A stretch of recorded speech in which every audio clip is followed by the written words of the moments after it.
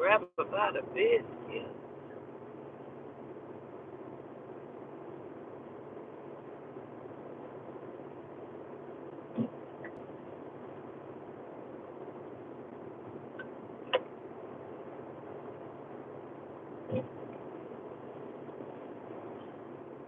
Greetings. What's going on, Jerry L? How are y'all doing?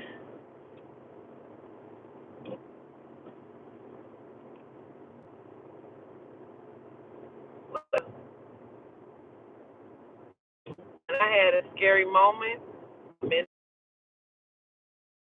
I am driving, and I'm driving. Child, it was so much snow on that road. You hear the wind. The wind is heavily blowing. I'm trying to get over because there's a semi coming towards me. Oh no, I'm on a two road street at that time. I'm trying to get over, but the snow keeps pushing me towards the semi, and you got to take your foot off the accelerator and allow the car to guide while you guide it. As it's sliding, let it slide in that direction, but then you guide it so you don't spin out, right? That's what I am trying to do, and it is still going into the side of this semi. I hurry up and guided it out, but I am screaming. I was screaming. I just slowly just stopped on the side of the road. My heart was beating out of my fucking chest. I called both of my daughters on FaceTime like I was Kim Kardashian calling Kenya. I was like, oh my God, I'm trembling. Woo. I could not stop this little car from going into that goddamn child. The spirit was working because they got.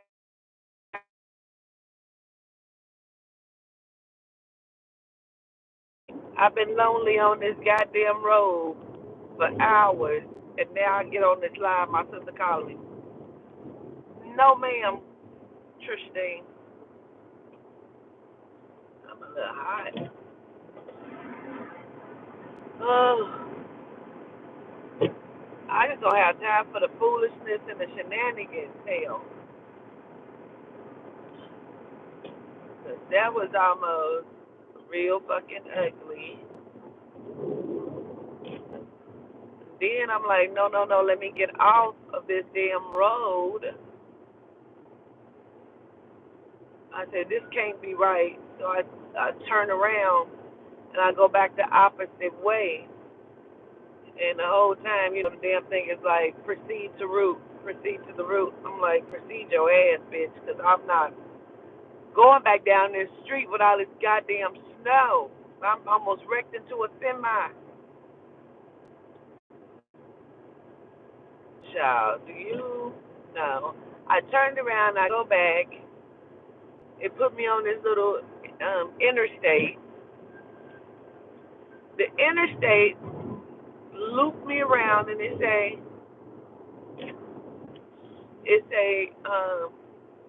turn right here. So I turn right, and then it has me to get off and circle around, and it puts me back on the same goddamn street. What up, Queen K? It put me back on the same goddamn street. There was all that snow. I said, what in the fuck? And the snow was so hard, it sounded like it was tearing up under the car. I mean, just like sawing the car in half is what it sounded like. I said, what in the fuck? I mean, really.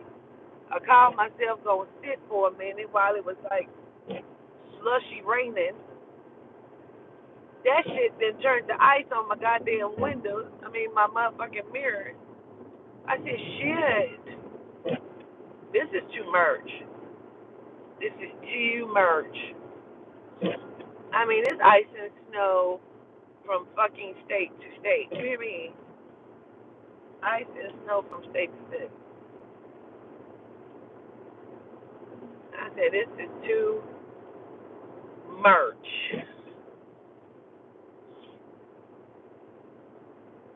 What up, Destiny? What's up, Ladarius? Lakeisha Jackson. They never melted. This shit is something else. This is what my grandma used to say, something left to be desired. Child, I will leave this shit to be desired. Bitch, I don't like no cold and no snow. I don't like that.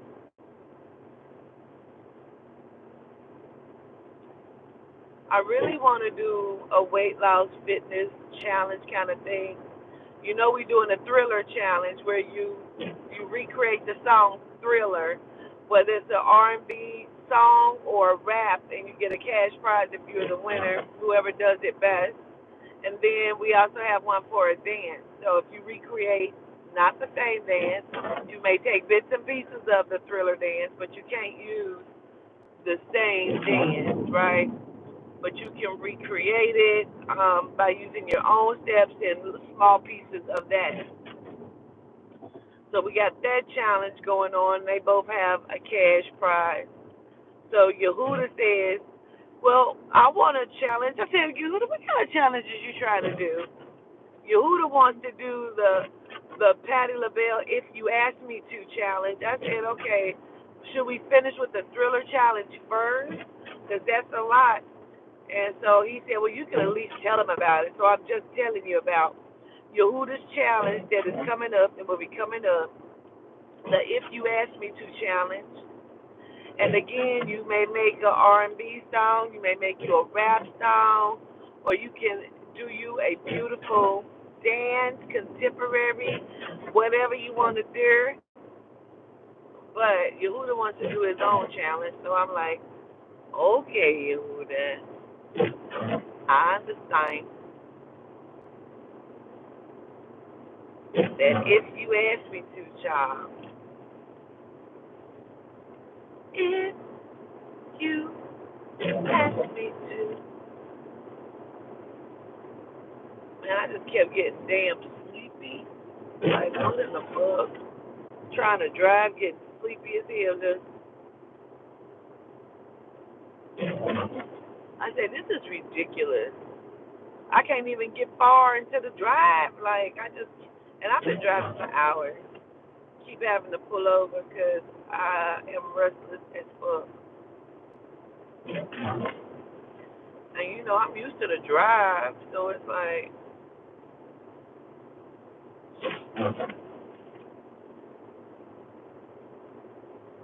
I love that song, too. If you ask me to.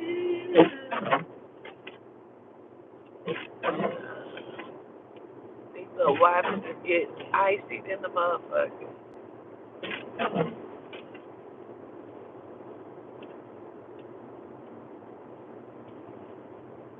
Yeah, I had some music playing. I was watching Ruthless first. Bitch was getting sleepy on that, so then I started watching Ozark. Bitch was getting sleepy on that. I said, oh my God. So then I put on some music, and I was in the middle of singing and rapping and was like, I said, yep, it's time to pull over once more. I said, what in the, get your ass over. I said, Ma. I said, what in the fuck?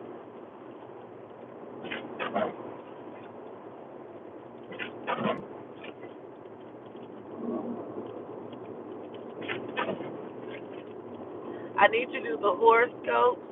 I was gonna do them, but it's just too much goddamn bad weather out this motherfucker. I just can't concentrate like that. Now, I can talk, but having to focus and listen, ooh, bitch, ooh, shit. Y'all see that little jerk? Oh my goodness, child. It's just bad weather. It is bad weather everywhere.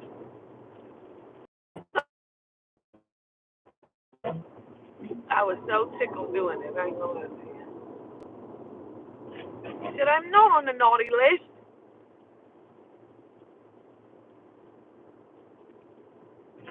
He says he's not on the naughty list.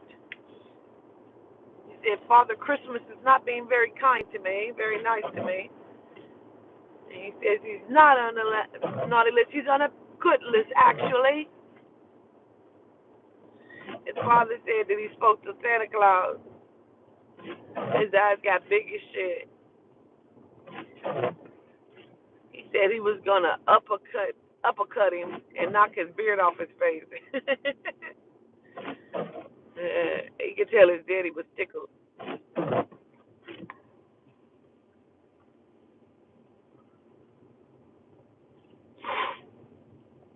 What's going on?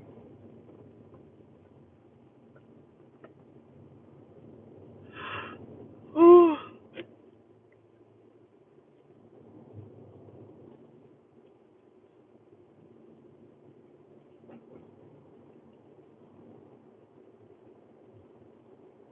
And I'll do anything for your baby, for your baby. Ooh. This is some black eye merch. This is too merch.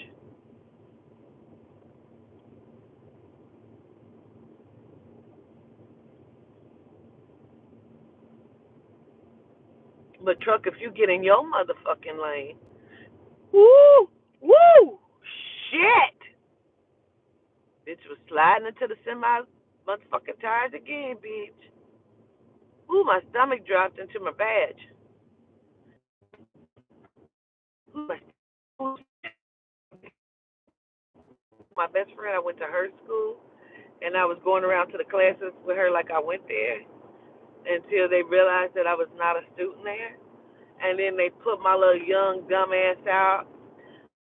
Me and Creisha, are we by?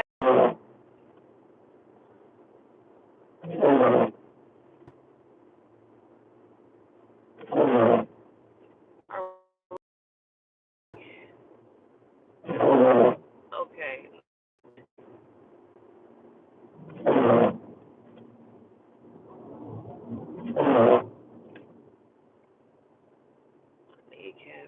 Yes, okay.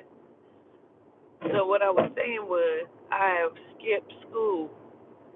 Me and my best friend, we had devised us a plan. She was in the 8th grade. I was in the 6th grade. I'm dead. Wait.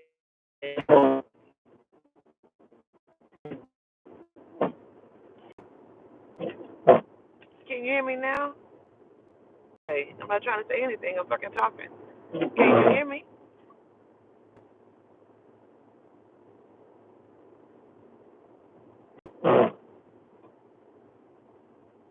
Got you nervous.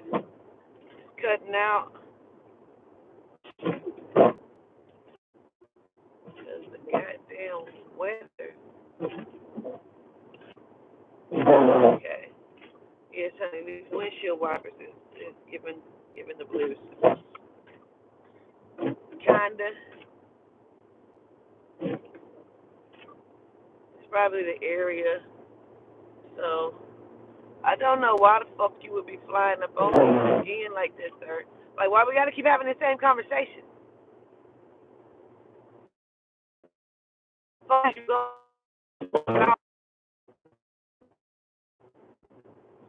We had devised a plan for me to skip school, but we knew that they was gonna call my grandma from my school, and you know how they do. They call, just want to see why Putita wasn't in school today. Bitch, cause she didn't come. Relax, mind your business. So me and Creisha called my grandmother and say, we say, hello, how are you? Hey, so we located Quatita, and it's everything is fine. She was just in another class, but we did locate her. So my grandmother bought it for a second, but then she said something told her that that wasn't right. So then she called back to the school. The school said they had never called back to her and said that. So meanwhile, I didn't got all dolled up in my little dress. Child, they got little shorts to go up under it, and I didn't got all dolled up. And what happened? I skipped my school. I went to my best friend's school. I got on the bus with her, like I went there.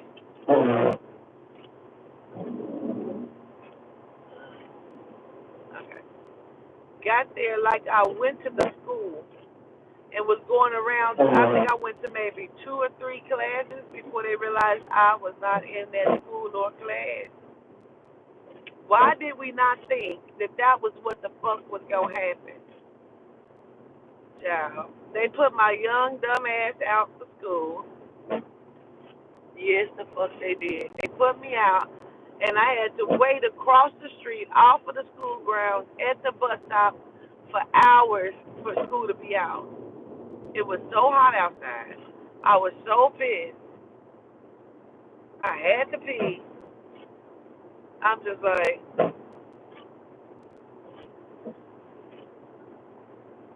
so pissed. What were we ever thinking? I don't know. I don't know.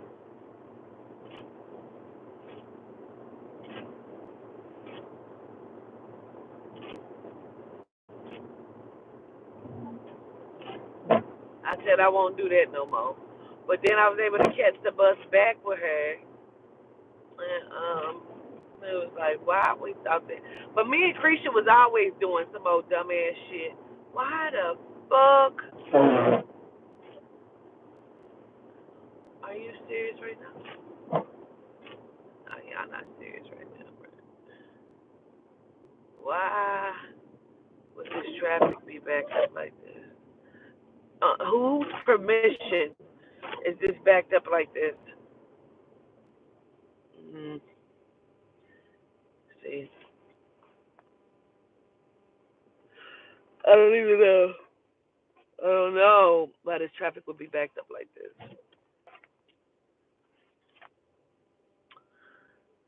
But me and Creisha was always doing some shit. Me and Creisha was always getting in some trouble. We stole her daddy's truck one time.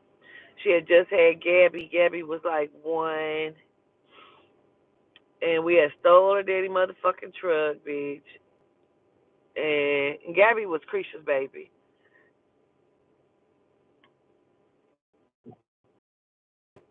And Creisha is one of my best friends. Her and I have been friends since I was like 7, maybe younger, maybe younger. But we've been friends since I was really, really little. We're still friends to this day. Her daughter's the person I have tattooed on my arm. She was her daughter was brutally murdered. Gabby was brutally murdered. That was that was a very crazy time. Yeah, let me tell you what happened. Because there was a lot to that.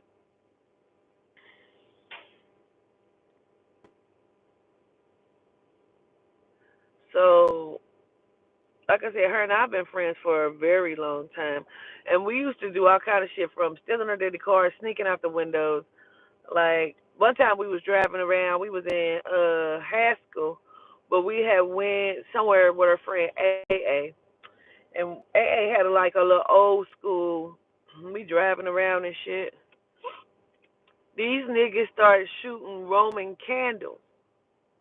They done shot one in our motherfucking car. I'm trying to dive out the fucking window. Like me and her done did and been through some shit. So she ended up getting pregnant with Gabby after I had left Tulsa. And she got pregnant by Luther. Luther was the neighborhood boyfriend. Like all of the girls went with Luther, wanted to go with Luther. I went with Luther, And she set me up one time because I was talking shit. I was like 11. Yeah, I was like 11 when I went with Luther. And she was like, he came over to my house and knocked on the door, and I came out on the front porch like, what's going on? And he was like, Quisha, because that's how he said her name, Quisha. Quisha said you got, like you in control or some shit he said. Like, I'm going to do what you say do type shit. And I was like, first of all, I could not believe that she had told him that, because I did say that. But I could not believe she had told him that. When yes, and he was a boyfriend, girl. And he had bow legs and dimples, bitch. Bow legs and dimples. He was so cute. And I was basically like still talking shit when it came on force. Like, I didn't say that. He was like, yes, you did. I was like, no, I didn't. He must have slapped the fuck out of me because he was so mad that I said that. He slapped me.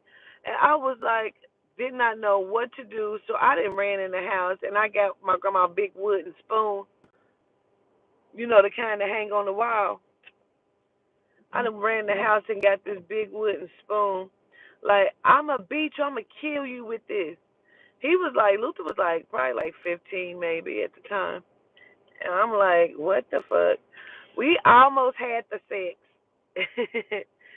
I was 11. We almost had the sex. I went to his house, and I was really not supposed to be at nobody's house.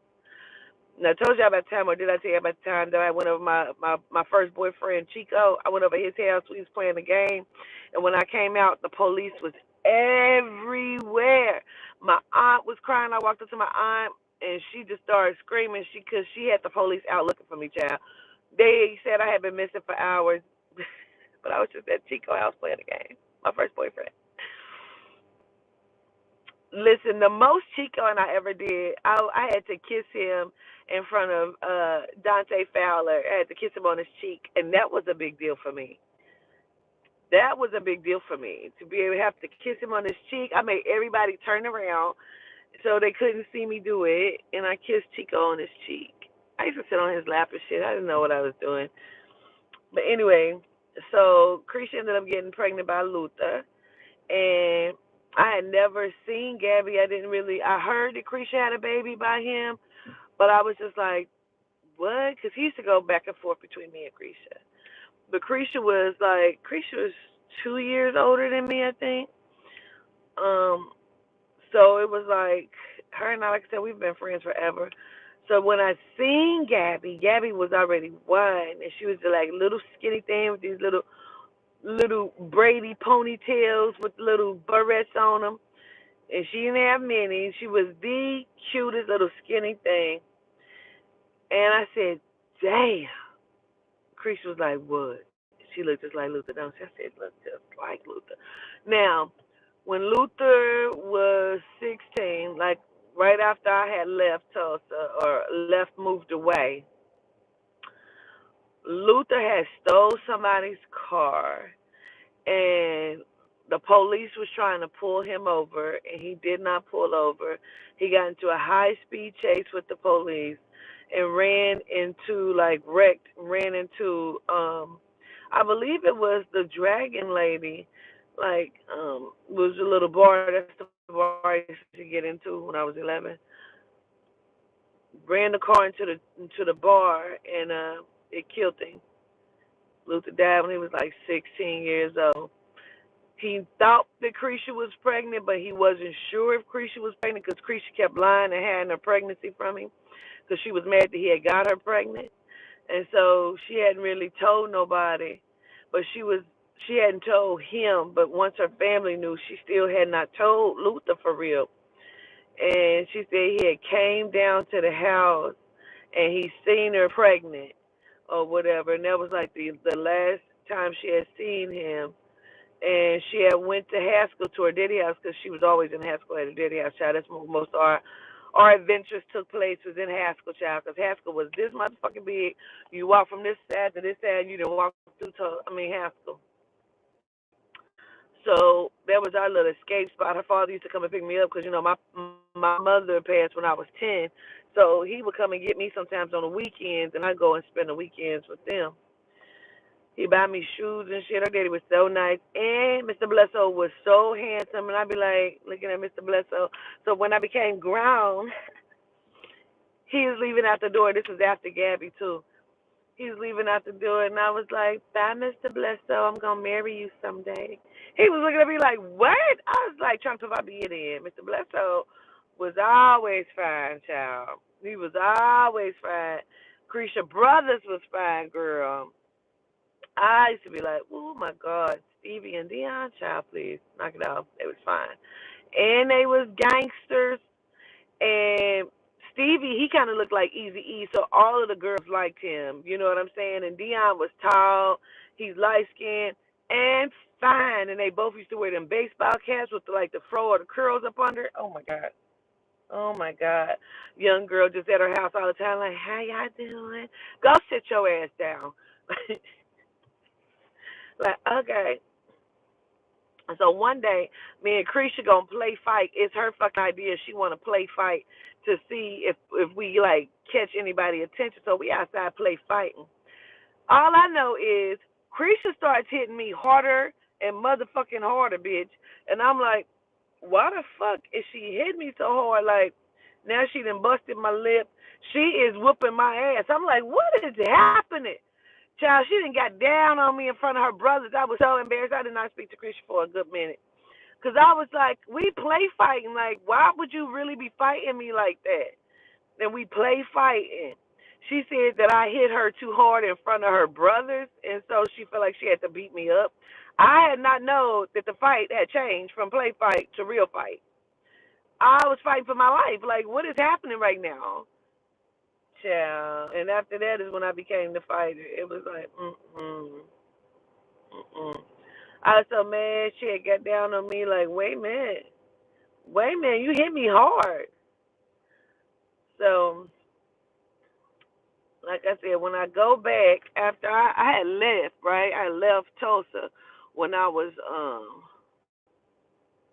13. Yeah, 13. 2 weeks before my 14th birthday, I left Tulsa finally, and I already kind of moved away, but I had took a trip back when I was like 16, and it was my first time back. And so Creisha had already had her. She was like one.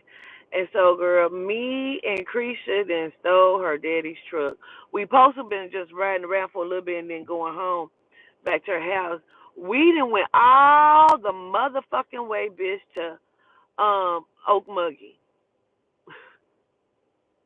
Why? Because it was party time. Excellent. I'm like, oh my God. I think I was smoking weed too then. Smoking cigarettes. I just was doing demos.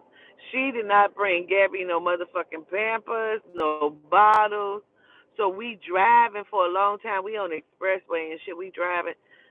Gabby then pissed. First of all, why wasn't Gabby in the car seat? I don't even know. I can't even remember or tell you why the fuck Gabby was never in the car seat. But she wasn't. She was sitting in my lap in the passenger side, and she was pissy and had them pissed all down my legs. I said, "Oh my God, she is pissy." Chris was like, "I didn't even bring her no pamper. Oh my God, I'm such a bad mom." I'm like, "Oh my God, bitch, we both is or something, 'cause I don't know. She's pissing down my leg." Child, we didn't got to Oak Muggy. We done had a blast doing just whatever the fuck we wanted. We got our daddy truck. Child, we used to do this thing.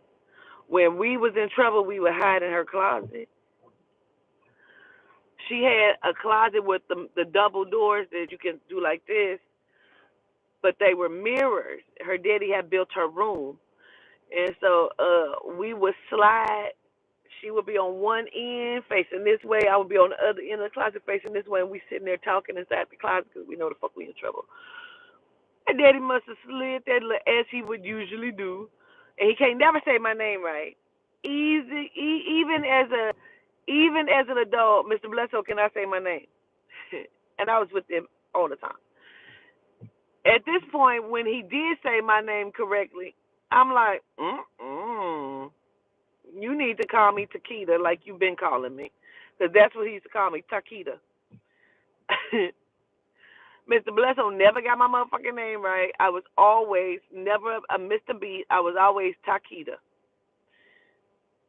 I'm like, I'll be whatever. Child, he like, what the fuck is going on? Oh, I remember that too, yeah. Man, they was fixing on the bathroom in the hallway. So the only working bathroom at Mr. Bledsoe's house was the bathroom in a room, child. Me and Creisha's up 2 or 3 in the morning. We is up laughing, doing teenage girl shit, laughing, cracking up, trying to be quiet, 'cause we get silly as fuck, you know. I got to pee so bad. You say he wasn't the English teacher? What English teacher? What are you talking about? What are you talking about?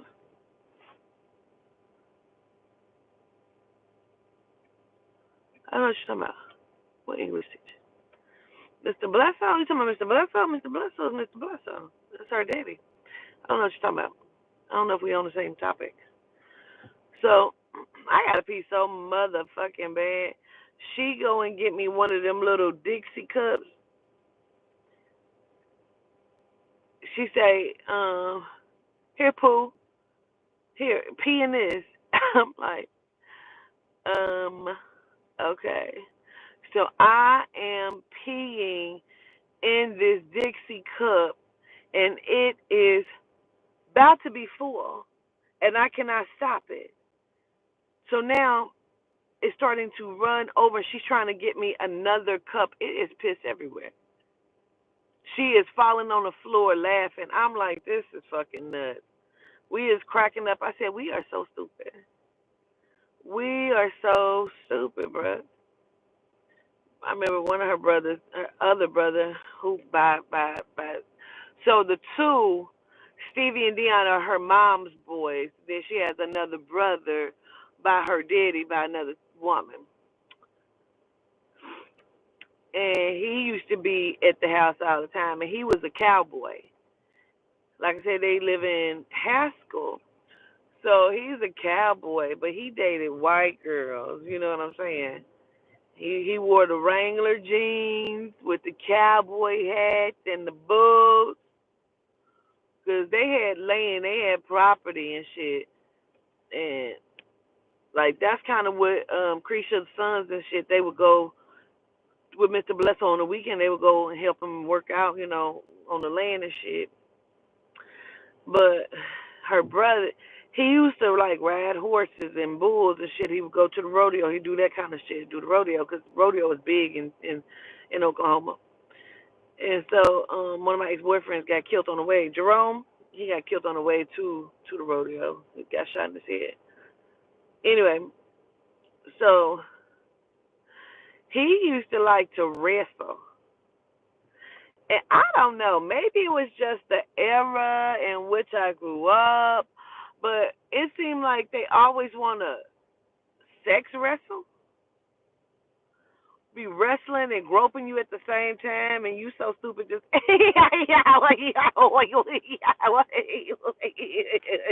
like what the fuck?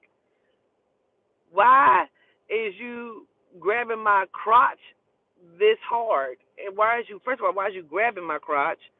But why is you grabbing my crotch that hard? Okay, just dumb. True story. How old was I? I had to be like 11 then, 10 or 11 then. Yep, because I, like I said, I had left the neighborhood, but I hadn't left Tulsa as of yet. I left Tulsa when I was 13, so I had left the neighborhood about 11. My mom died when I was 10, and so I was kind of just moving around. So at this time, I might have been 12. I might have been 12. Yeah. And I used to go to school with these two chicks. I ain't gonna call their name. But I used to go to school with these two chicks. They was cousins, but these bitches lived like they was fucking adults. They was like 12, 13, like I was. We all went to Gilcrease together, middle school. But these bitches, they had like connects. They boyfriends was like in high school. They was like grown type shit. They boyfriends was selling dope. One time, the one chick, well, I'm gonna call her name. Fuck it. I'm gonna just call her name because it is what it is.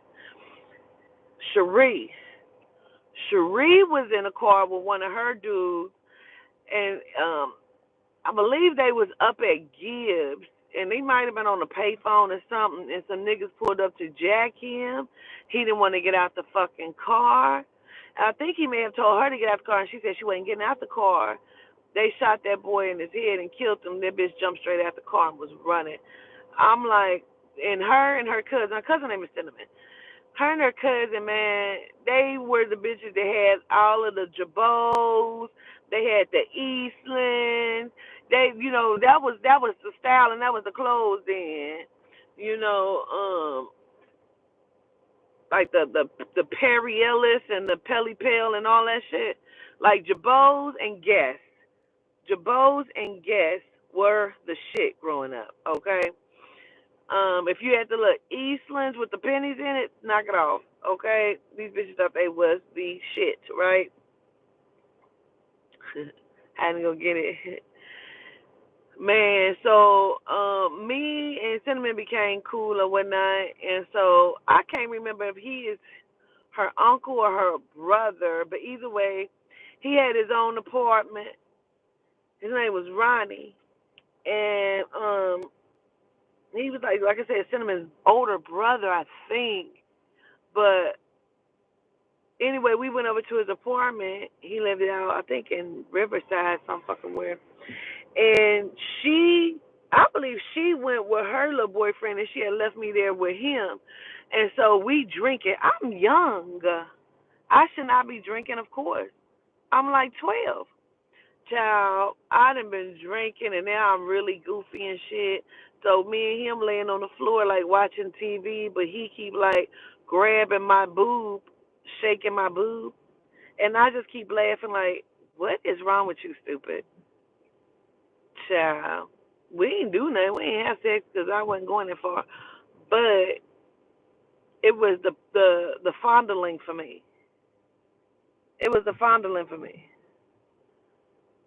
For me, that was a lot. I was not kissing, none of that.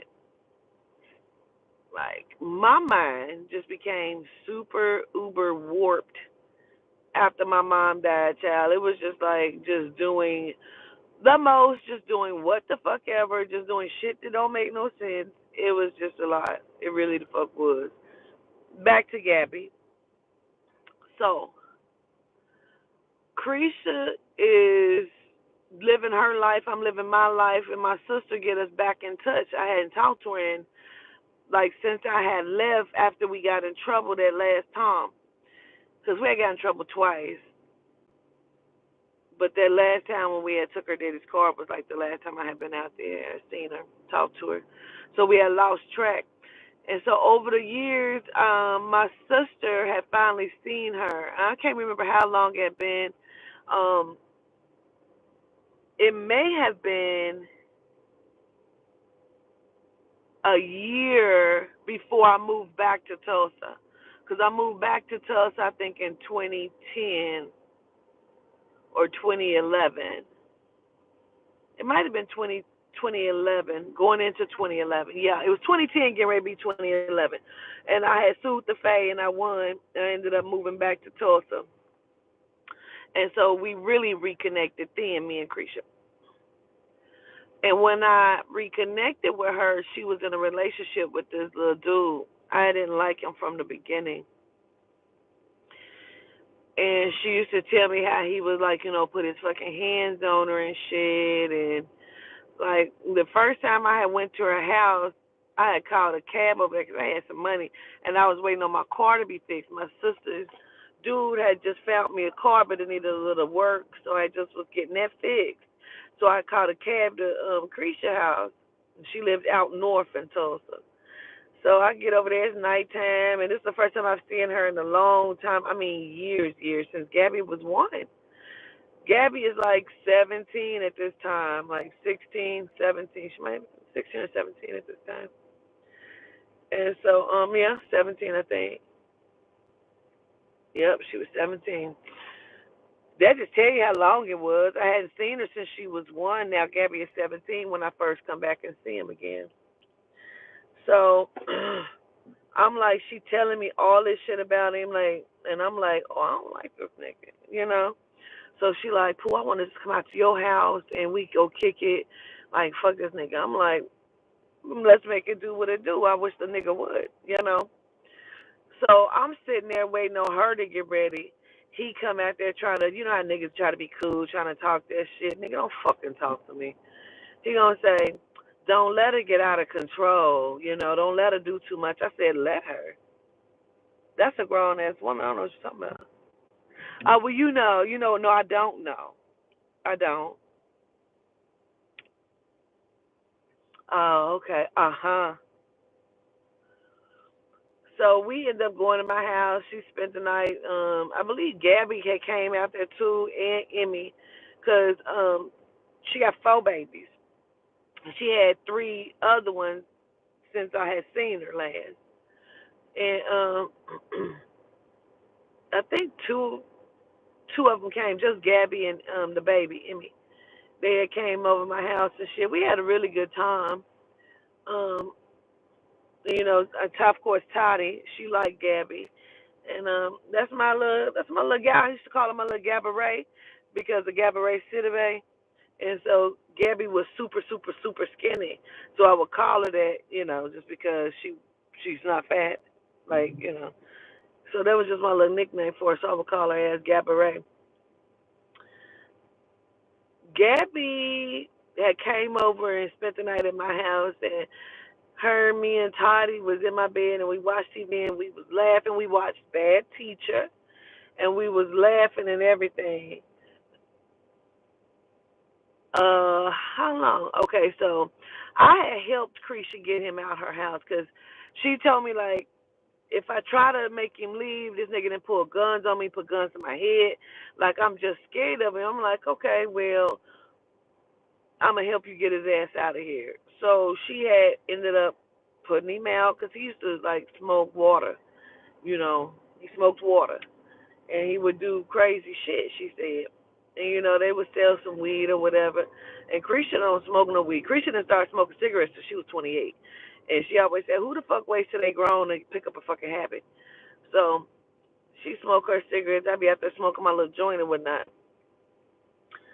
So this particular night, he's already then moved out the house. She didn't got him out the house, so he definitely don't like me. You know what I'm saying? Now he had his son before she put him out. He had his son from Chicago staying there. He a little boy, he like 10 type shit, and he didn't.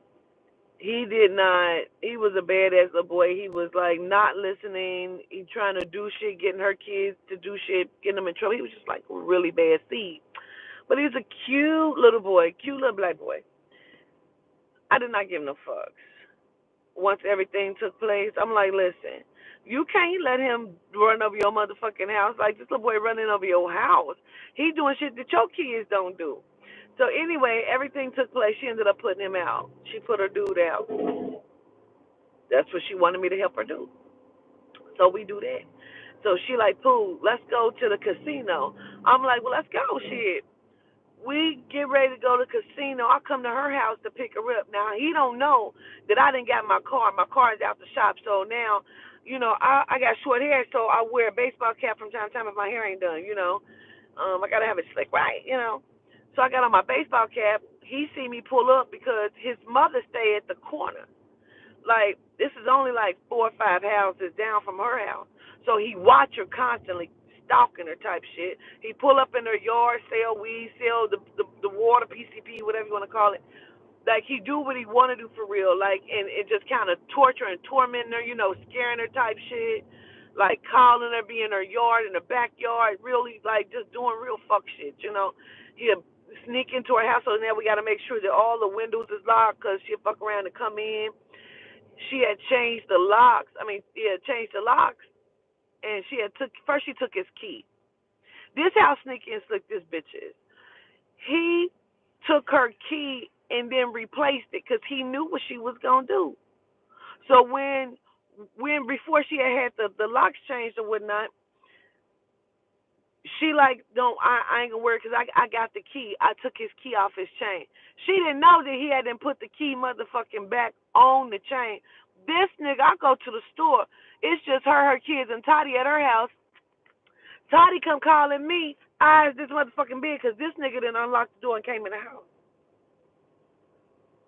Because he didn't took his key back and put it back on his chain because he was that motherfucking paying attention. Mind you, she had put his ass out, right? So he just keep doing fuck shit. So this day we gonna go to the casino. I come over her house.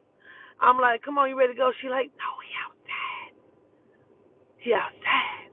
I'm like, what the fuck is you talking about? She done hit all of the lights and turned all the lights out.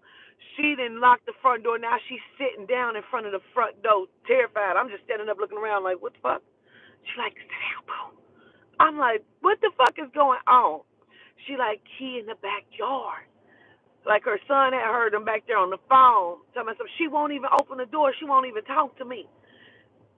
I'm like, bitch, I don't play all the time. This nigga better go. I don't play all the time. He better get his life. Girl, he all on the side of the house trying to peek in and see what's going on. So we thinking at this one day, we thinking, girl, we gonna go outside and smoke. Okay, she smoking cigarettes. I was gonna smoke me a little joint. She got a deck on the side of her house. This is how crazy this nigga is. This is a different day. This is a different day than a casino day. So we sitting there, we have been kicking it all day. She done cooked this shit. So we just gonna smoke. I'm gonna smoke my joint. She gonna smoke her cigarette. We go out to the side door where the deck is. He don't see us, bitch. She see him before we step out good. He on the side of the house like this, peeking around to the front of the house. So he don't see us standing behind him on this deck. Like, what are you doing? Child, I wanna just bust him out. She like, get back in here. So she didn't lock the door. This nigga still on the side of the house, don't know we seeing him. This how stupid this nigga is. Now he done caught charges. He done been on that motherfucking water, and drove all the way to Clarksville or whatever the fuck it's called in Oklahoma. It's something with a C. I want to say Clarksville. I don't know if that's right. He done drove all the way there. Don't remember how the fuck he get there. Child, the police done picked him up. He done got caught with shit, but he keep getting out. I keep telling her, he's a fucking snitch. He's a fucking snitch because why the fuck do he keep getting out? He keep catching charges but keep being released. Excuse me. I'm like, oh my fucking God. So the day of the casino, we go to her son's room. You can hear him back there on the phone. He just keep walking around the backyard. He walked to the side of the window. So now we back in the living room sitting. I'm like, bitch, we ain't gonna sit in here for long, bitch. We going to the fucking casino, bitch. Fuck this nigga. She like, pooh. She like, pooh.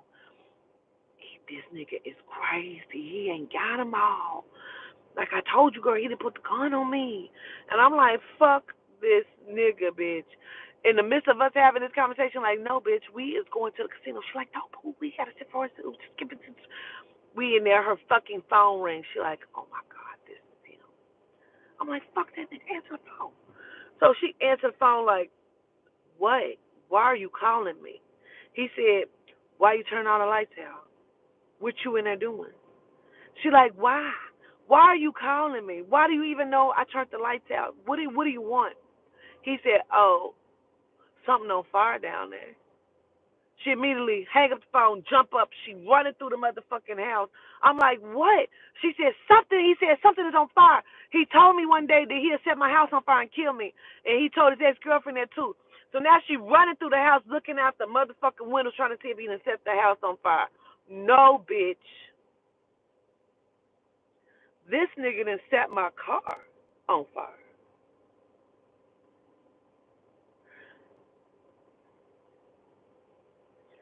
I look outside. She like, don't open the door. Bitch, when she screamed from her window, Her room window is right there by the side of the house where the driveway is where I am parked at.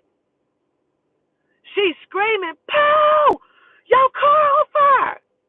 Who car? What happened? My car? The car just got out the shop? I know you fucking lying. I open up the door, bitch. The whole backside of my motherfucking car is on fire. My tires are melting. I scream. I said, "Oh, bitch, I'm about to call my sister." Oh, I'm calling my motherfucking sister, bitch. It's about to be a murder. She calls the motherfucking ambulance and the police. The little Mexican man come across the street and tell us it was him and like four other little young dudes. They was out there slapping hands. He didn't do nothing. He had them do it. Girl, they done stuck motherfucking paper in my goddamn tank and set the shit on fire. Whole backside of my motherfucking car is on fire. Man, let me tell you how my mind works. Because in my mind, you tried to blow us up. And my daughter's in here. So for me, you just tried to kill my daughter, and now I'm about to kill you, bitch. I'm killing you. I'm killing your baby. I'm sorry. I know how you feel about it, but my daughter's in the house. And I'm thinking, not only did you try to kill us, you was going to kill all three of these children that's in this motherfucker, because this bitch could have blew the fuck up, and if it blew up, it was going to blow up the whole house. So in my mind, you just tried to blow us the fuck up and kill me. You tried to kill my baby. That's all the fuck I keep thinking. I'm losing my mind. My sister and her dude pull up now. When she pull up with Big Chris. That's her dude. Chris is like 6'4", well over 300 pounds. This is a big nigga. He's sitting in the car like, get his location. That's it. My sister like, Tristan turned into detective. So where's he at, Creisha? Creisha like, I don't. She said, you fucking know. Where's the nigga at, Creisha? I'm on the porch, just like, I'm killing you, because he down the street. I'm screaming, I'm killing you. Like, I am pissed. The police and them, they are like, it's going to be all right. Don't worry about it. You say you know who did it. Yo, I'm so angry. The car is salvageable, but now I got to have the tank dropped, because now there's water in the tank. And I got to have the tires changed. I got to buy new shit. Now I got to come out of pocket again. I tell Creisha, it's early in the morning, like 7, 8 in the morning. I say, you need to take me to go get a gun. Take me to go get a gun. She is driving around. She don't want to take me to go get the gun. I'm like, who fucking side are you on? Because, see, I hadn't lost it. All the shit that was in his house, I said, you better not fucking say nothing to me. Because me and Creisha was going to fight. If she would have said anything to her and I was going to fight, I didn't give a fuck, bitch. I went and got his clothes, baby clothes. I threw all them shit to the middle of the street. I didn't rip the shit up, because you know how the fuck I get down. I didn't broke up all his shit. I threw it in the middle of the street. No, bitch, he's out. He's never coming back, bitch. Never is he coming back. I done threw all his shit out in the middle of the street, child. I done threatened to do all X, Y, Z. I ain't gonna even tell y'all what I threatened to do. I threatened to do a whole bunch of shit to a whole bunch of motherfucking people. I get into it with the baby mama in Chicago. I'm like, bitch, I wouldn't give a fuck where you driving from, bitch. Let's go. Run it. I go, she don't want to take me to get no fucking gun. She say to me, matter of fact, is this after? Because we had to have, my sister had my car towed to get it done. I think it was right after I picked it up, because I was driving, because I'm trying to find the gun and she's with me. So it's after I done went and picked up my motherfucking car, because that's exactly what happened. I was so heated. You make me spend extra money. So now I'm pissed. I go and I pick up my car.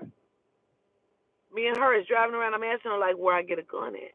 I have not been there in years, so I don't know Tulsa like she know Tulsa as an adult. I'm like, where can I get a gun? She keeps saying, Pooh, no. I'm like, I'm about to put you out my fucking car. She say, if you do this, I'm going to call my daddy. I'm going to tell my daddy on you. I don't give a fuck. I pulled up at Creature House. I said, get the fuck out of my car. She like, Tita Bug. No, get the fuck out of my car. Get out my car, Creature. She called her motherfucking daddy. Mr. Bledsoe told my son, no, Takita, it ain't worth it. Don't do it. I understand, Mr. Bledsoe. This nigga set my car on fire. He could have blew up everybody in the house, Mr. Bledsoe. I understand. Where that nigga at? Where he at? That's okay. No, Takita, you got your baby. You can't do that. I understand, Mr. Bledsoe. I'll talk to you later. Get out my car, Creisha. Get out of my car. She get out like, poo. I take off. I go to this pawn shop. I believe it's called Roses. Now I had to fill out this paper, like it was some sort of like I guess federal or something, for they can give me the gun. So they had to do like some sort of check. I had to give them my ID and stuff, and I had to fill out this paper. So because this is like a pawn shop, but all they sold was guns. You know what I mean? So I do that, and I'm able to go and get me a gun. I go and get me a gun, bitch. But I don't just get regular bullets. I get regular bullets, but I also get hollow points. Because in my mind, bitch, I'm about to blow your head off your shoulder tops. Because that was my point of getting the motherfucking hollow points, bitch. He flying up and down the street. I'm screaming like I'm gonna blow your motherfucking head off. So now him and I is arguing on the phone. He like, won't you meet me? I said, yeah, we could definitely do that. He like, come over here off of XYZ on that little side street. I said, bitch, do you think you about to lure me into a motherfucking bombardment? You trying to entrap me, bitch? That's when I started saying all the shit I was gonna do to him in his seed. I told him I was gonna cut his son's head off and put it in his front seat. That nigga started screaming, don't do that. Don't do that. Nigga, you got me fucked up. You just tried to blow up everybody in his house. Y'all slapping hands in front of the Mexican house? Okay. I never I never get to do anything to him, right? I notice that Krisha's not talking to me, that I have not heard from her. I did. I said that. I said that. I said that. I said I was going to do that. I have not heard from Grisha. I'm like, this is strange. You know, you and your friends, y'all have your own life, and y'all may not talk every day. You know what I mean? But now the every day is getting far and in between, and I'm like, I have not talked to Grisha. Like, where the fuck is my best friend at? So now I'm fucking with this little young nigga named Shark. Shark?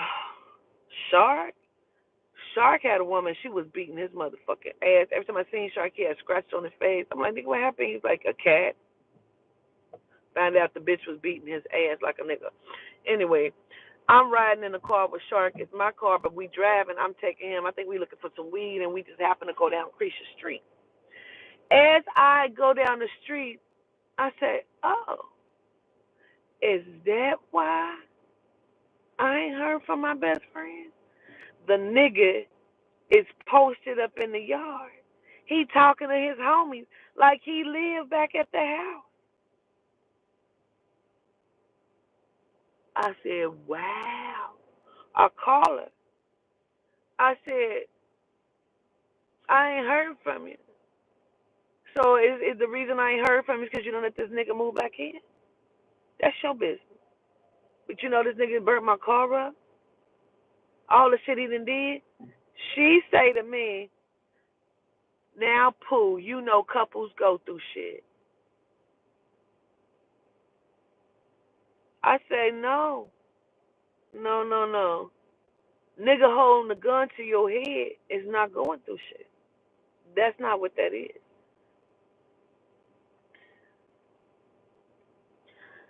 So I say, I'ma just leave it alone. If she like it, I love it.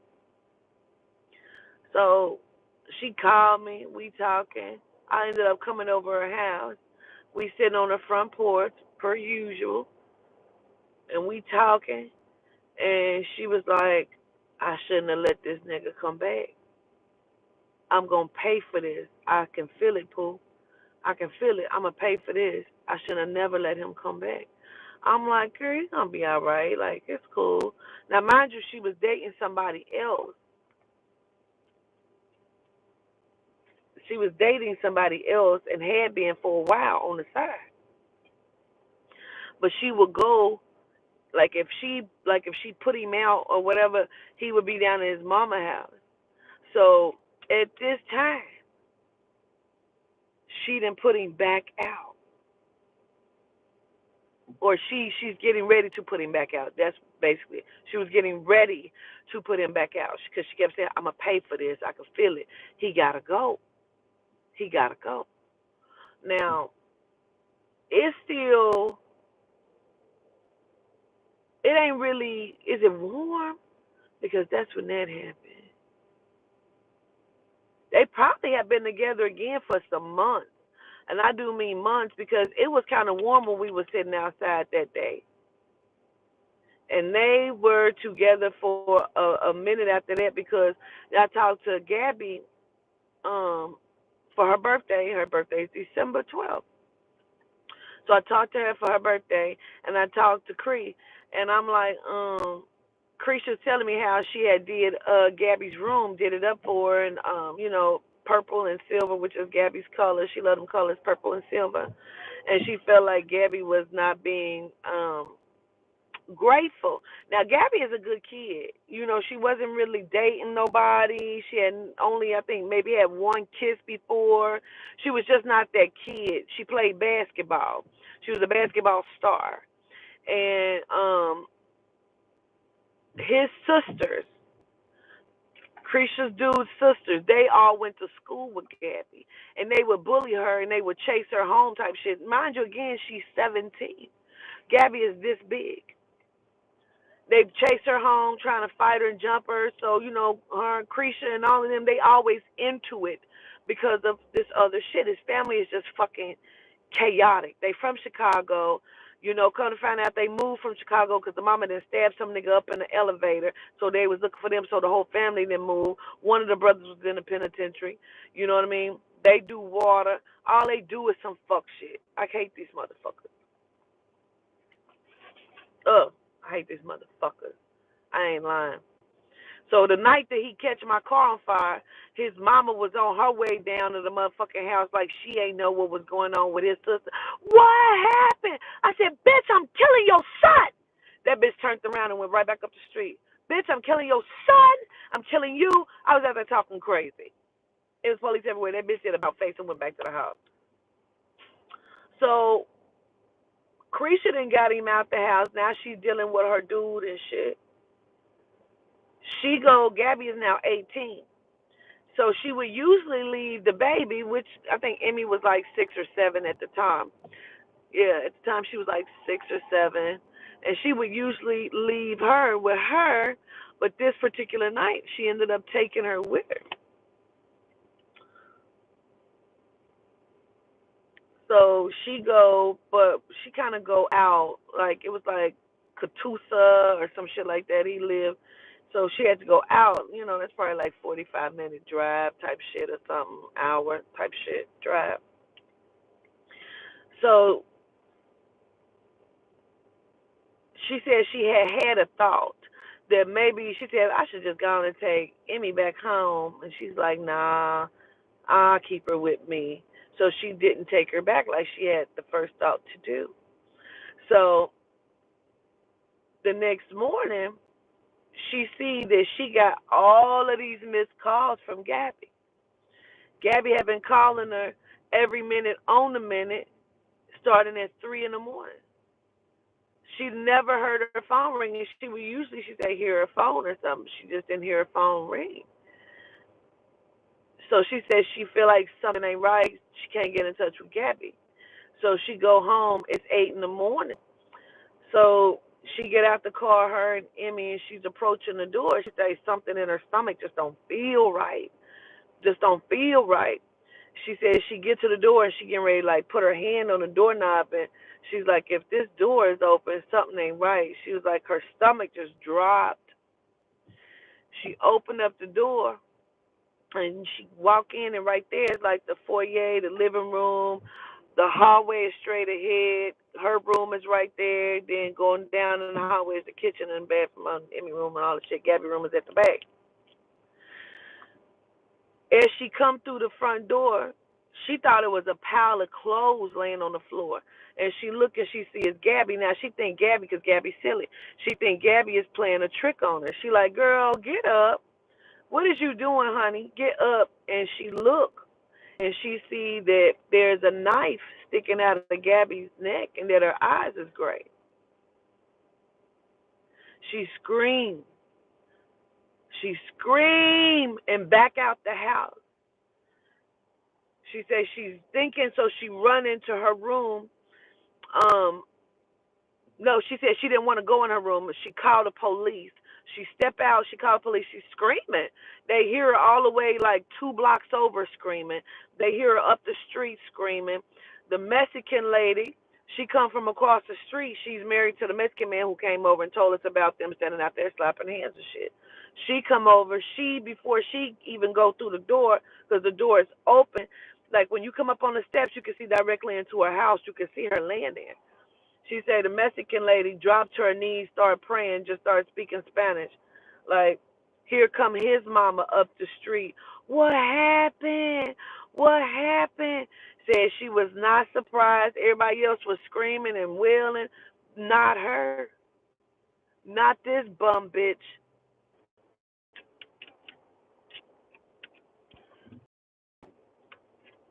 Turn this on. My phone. So the police come and they tape off the place. I mean, it is a mess. I was up because I had surgery.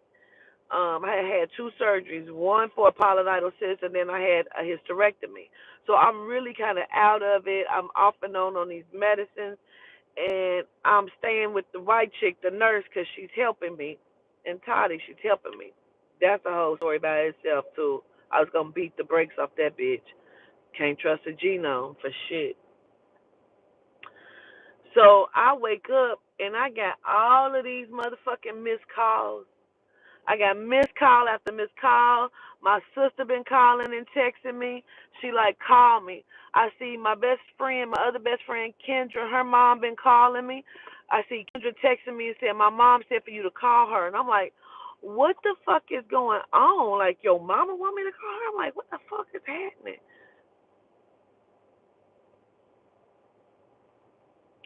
I can't remember if I called my sister first.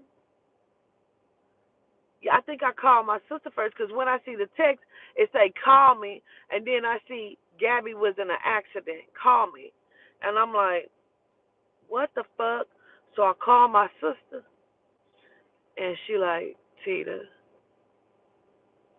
Creisha found Gabby stabbed to death, and I said, what?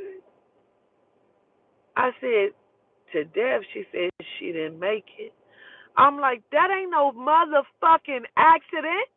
So now I'm like,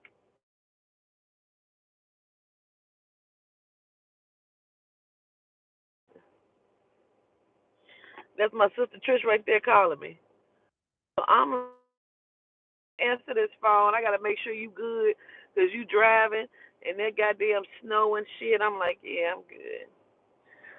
But I'm going off because for me this is not an accident. So now I call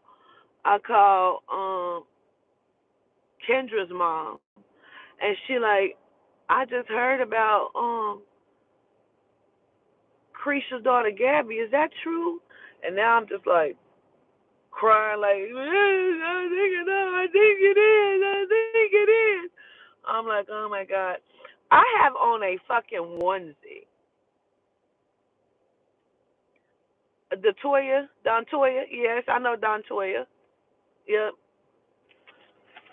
Yeah, that's damn. I ain't heard her name in a minute. Yeah, yeah.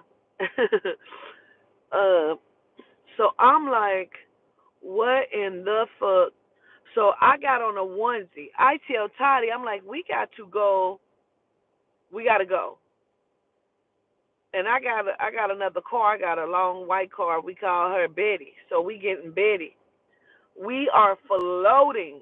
I have not washed my face. I have not brushed my teeth. I have on a onesie. I have on a onesie. I fly out the door. I do not give a fuck. I'm going and I'm like praying this whole time, like, please just let this be alive. Just let it be alive. Let her be okay. Because I have not talked to Creisha.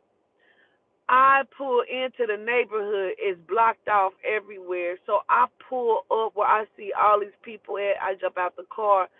Now, the one bitch see me pull up. She jump out the car.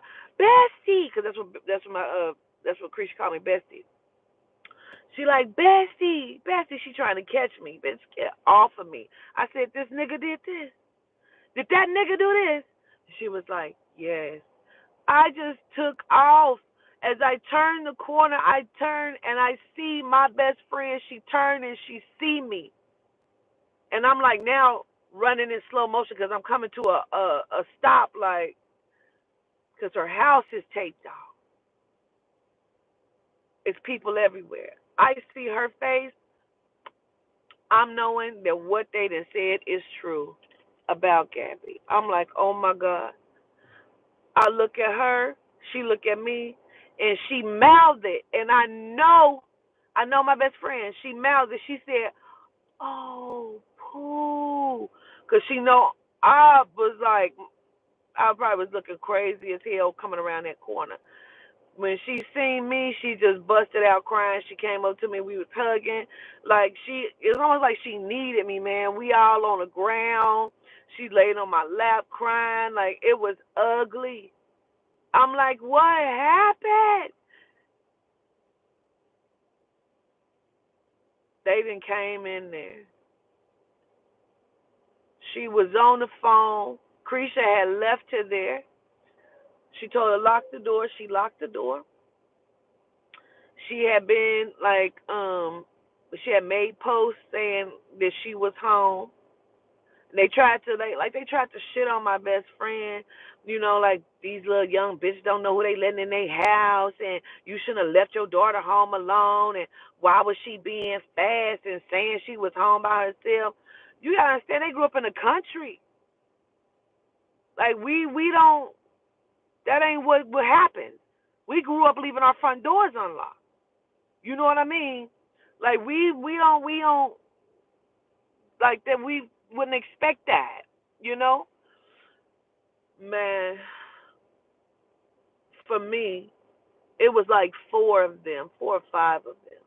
He even told the police that he came down there and parked in her driveway, but I only was there to make a swerve. For me, he put himself at the scene of the crime. They found his fingerprints on the knife. They said it was all circumstantial evidence that his attorney can argue away and say he used to live in the house. So of course his fingerprints is on the knife, and of course, all this other shit they keep saying is circumstantial evidence. She had just taken a shower. She had put her hair up in like a little bun, like the little donut bun. So her hair was freshly done. She had took pictures, you know. And at this point, it's like 1 in the morning. Before then, her cousins had came over, like wanting to borrow money or get some weed from Creisha, whatever. She had told Gabby where to go get whatever they wanted, and then she said, "You make sure you fucking lock that door behind them. They gotta go." They did that. Gabby locked the door while Creisha was on the phone. She go back to her room. Now Gabby kept a knife under her bed because she did not like him. You know what I'm saying? He made her uncomfortable, and so she started carrying the knife, keeping the knife up under her bed. Well, this particular night,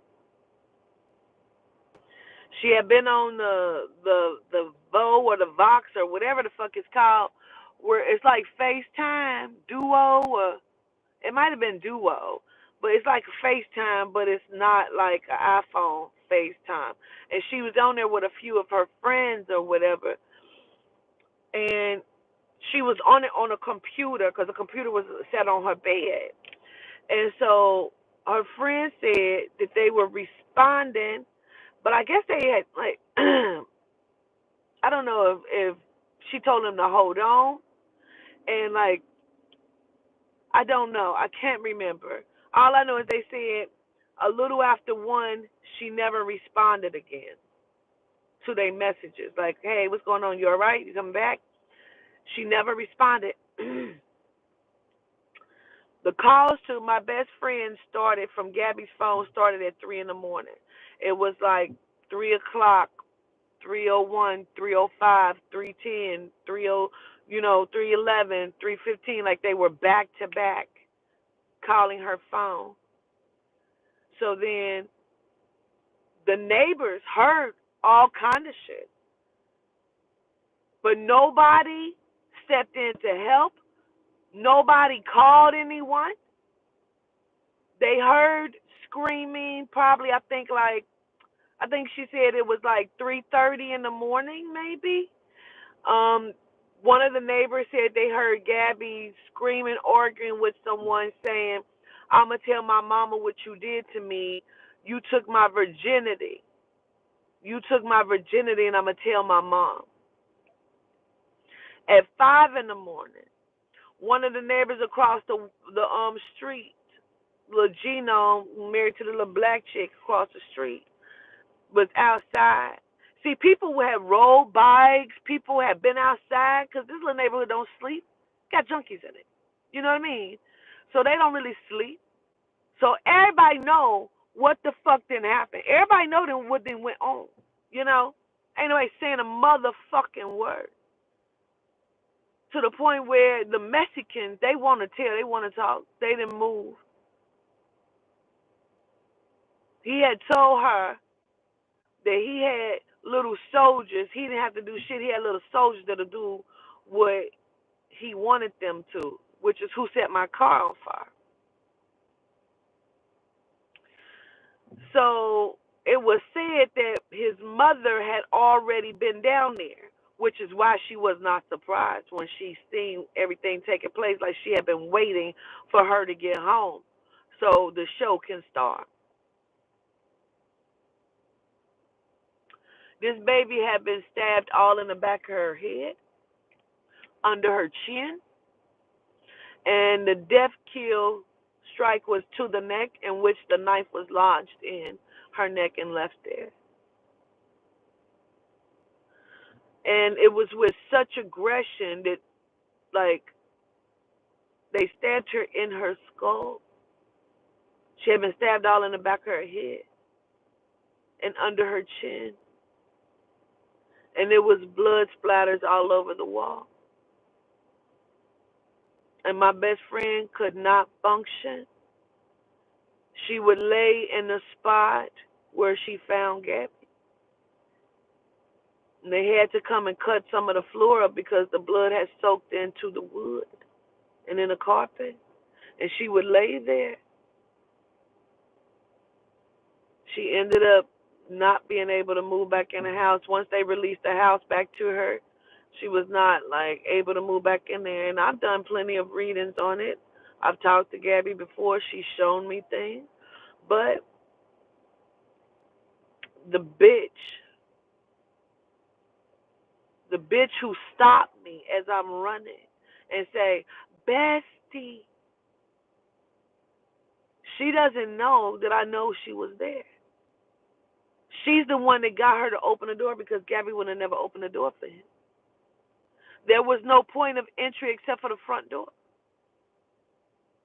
There was female blood dripped at the front door that did not belong to Gabby. But these bitches riding with the baby killers, they don't want to go and do motherfucking lie detector tests and DNA tests. They keep lying about it. Everybody in the fucking neighborhood, the fucking brother, went back to the club to be seen so they could have an alibi. Now, when the police came in there, they had found like an extension cord in Gabby's room. Her computer was flipped upside down up under the bed. Gabby's hair was all messed up. She was no longer in the bun that she had freshly did it in. That was scattered out above her on her bed, under her bed. It was like a piece of her jewelry was off of her. My best friend's pillowcase from out of her room was in Gabby's room, and there was a stack of CDs that were missing out of the house that was later found in his car. Again, they say there was circumstantial evidence. The detective, the head detective over this case is always on the first 48. His name is Jason White. Always. Every time I see him, I think, like, you sure are solving cases, bitch. When is you going to solve my best friend's daughter's case? Her funeral was so motherfucking big. It was gold. I mean, it was silver and lavender, purple, which was her color. People from all over had came who didn't even know her, came to this funeral, and I just stood there at the casket by myself because they had put her outside in the hallway so people could start to come and like view her child. I just was broken. My sister had to come get me from the casket. I was broken. Baby was just at my house weeks prior. We laughing on my bed. Like I was fucking devastated.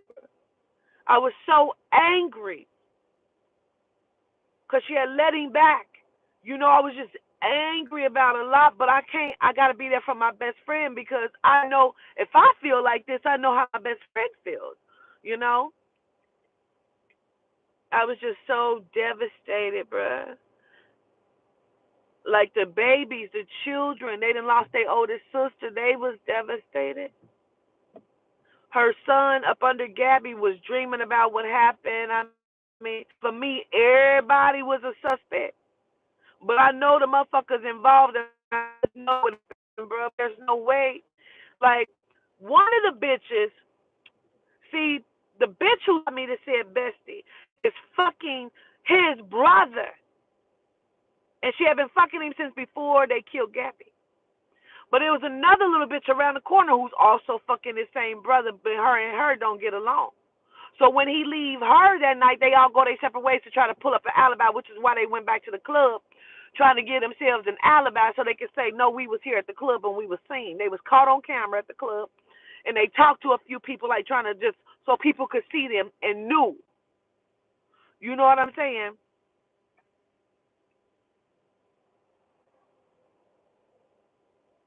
I done dreamt about what happened. I done gave my best friend information. I've written Tyler Perry trying to get him to do this movie because I want it to be a movie. She wanted to be a movie. Like, I have the entrance of the movie. I know what it's supposed to look like. I have it all. I done reached out to T.D. Jakes, Oprah Winfrey, Ellen DeGeneres, Tyler Perry. Nobody responded. But these motherfuckers claim that they love children. You understand? They probably love to fucking eat children. You understand me? Nobody reached back out to me or said anything like this was shit. I reached out to Lifetime, everybody. Nobody will take it, won't pick it up, won't create fucking shit, won't talk about it, nothing. Everybody on that street know what happened. The white guy across the street said at 5 in the morning he heard two people arguing on the porch, but he didn't get into it because he just thought it was Creisha and him arguing per usual. So he didn't get into it. Creisha wasn't there. So who the fuck is the female that was on the porch? So, but he thought it was her because of the way she was built and shaped. That sound like the bitch who called me bestie. That's who the fuck that sound like. Because see, they all was high on water trying to get that weed because Creisha had a whole bunch of weed in her motherfucking house, but they never found it. What was the point of him taking the CDs? I never know. I feel like that they had tied her up and put that bag over her head, where they had to go. They went to the club to be seen, and they came back.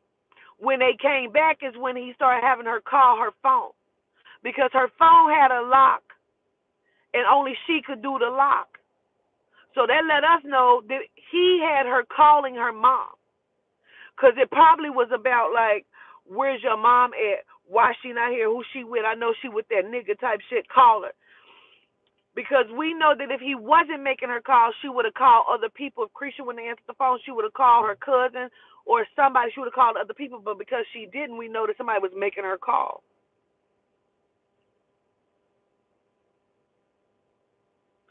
Because the way it looked like she had been in the living room and was running, trying to get back to her room and was caught in the hallway. You know what I'm saying? Because she was right there by Creisha's room, by the kitchen, right in between the foyer and the living room in the hallway. The little bitch who stayed around the corner that was fucking with the same nigga, the brother, she come calling Creisha at 9 in the morning, telling me can she get a ride to the grocery store. Creisha like, bitch, you don't know what happened? Baby, my motherfucking baby was just murdered. Oh my God, are you serious? Trying to get this nigga alibi, talking about he was with her all night. Fuck you, bitch. I was gonna kill all these bitches. I was gonna kill all of them. My best friend's stronger than the motherfucker. I told my best friend, I said, bitch, let me tell you something. We gonna set they motherfucking house on fire. And bitch, we gonna pick them off as they run out that bitch, because they coming out of there. We gonna shoot every one of them motherfuckers. I wanted to get spray down the whole motherfucking house and wait on them bitches to run out that motherfucker and shoot every one of them bitches. They began to talk my best friend. First of all, the day that they had to, like, everything was taped off, I come around the corner, this nigga standing in his mama's yard like this, watching everything. He was down there laughing and smirking, like, I really had just lost my motherfucking mind, and I didn't smoke cigarettes no more. I done went and bought a pack of Newport 100. I don't even smoke 100. I smoke Kings. So I done went and got a pack of, I can't even smoke it because I ain't smoked in years. So now I'm trying to smoke it like, now, take this shit, because she smokes cigarettes. At this point, like, here, take the whole pack. I can't smoke. I don't know what the fuck. I thought I was, like, gonna need it or something. No, bitch, I take a joint. We out there for hours because they have not brought her body out. So they keep saying they need her to go and do something, to go fill out some papers or something. They need her to go do something because they're trying to get her away from the house. I'm not knowing. So as they take her away, I said to her, I'm going to run Toddy around the corner to the church's chicken, and I'm going to get her something to eat. And then we're going to come right back. She like, okay. I go, when I come back, everybody wailing. I'm like, what's going on? They like, they done brought her out the house. They brought her out the house. So they was trying to wait till they got her away from the house to bring her out the motherfucking house. They brought this baby out the house. This nigga was sitting down at the corner watching this shit. They started taunting my friend, man. People would bring small pieces of information to my friend about what happened to her fucking baby, bro. It'd be like small clues, and everything she got, she took. Like when they released my friend back her house and she went in her house, the first thing she wanted to do was go to her daughter's room. It was all kind of shit that they had missed. As soon as she go to strip the bed, she noticed that there's blood on the bed with a thumbprint. Like it's like a print or something on the bed in blood. So she back out the room and she call them. They come back, they process it. Do you know it's been, 7 years or so? My friend still has no answers, no updates, nothing. Jason White. Nothing do my friend have. Because they say everything is circumstantial. This baby was raped. She was a virgin. They done tried to say, oh, she had a secret boyfriend, probably. You don't know what kind of door. Yes, she did. This little girl was a basketball star. She wasn't even like that. She didn't even know how to cook. Now, let me tell you something. My friend kept telling her, like, you need to stand your butt in this kitchen and learn how to cook. Because she kept telling her mom, I won't need to cook. This was a year before. She kept saying, I won't need to know how to cook, mama. She thinking, she's saying this because she like, oh, so you just going to get you a rich man. Y'all going to eat out all the time. You ain't going to need. She was telling her mother this. Her mother found writings in Bibles and different things after this baby was gone. She found shit. My friend finally revealed to me, she said, let me tell you something. A year ago, she said, I had a dream that I was standing in the middle of Gabby's funeral. Everything was silver and purple. And I couldn't understand why I had it never told nobody because she felt bad about having that dream. It was a year prior. She felt like she'd seen it all and didn't understand what she was looking at. Now, I felt bad because the night that me and Creisha talking, I'm sitting at the motherfucking CVS, like Walgreens, waiting. Because, sometimes if I'm just sitting somewhere, I'm going to be on the phone. I ain't worried about moving, So I pull up because we getting ready to get some movies at the Redbox, me and Toddy, because that was our thing. We get movies at the Redbox. So we waiting to get the movies out the Redbox, but as I pull up, my phone ring, and it's my best friend, so we sitting on the phone shooting the shit. And she telling me how she felt like Gabby was not being grateful for all the shit, She like, Pooh, she done got on my nerve, blah, blah, blah. So I'm like, put her ass on the phone. So I'm like, what is you doing? And she like, nah, girl, what's going on? I'm like, you better be good. I said, you better act like you know before your mama kill you and you don't make it to 19. Those words haunted me for about 3 years. That shit haunted me. This was in December. Gabby was murdered March 3rd. I was so devastated that I had said that. That you may not make it to 19. Like, why would I say that? I was devastated by that. That girl's birthday was December 12th. She was murdered March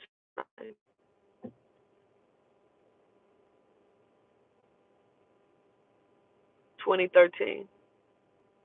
I was devastated. I could not believe it. Could not believe it. My nephew liked her. He wanted to date her, whatever. She was older than him, but he liked her. This baby was not that kind of baby. She tell her mama everything, so her mama knew she had only had one kid, and that was the sweetest thing to even know. You know, everybody on that motherfucking street know what happened to her, but they all was scared of him, scared of him. His mother still stay on that street, that street.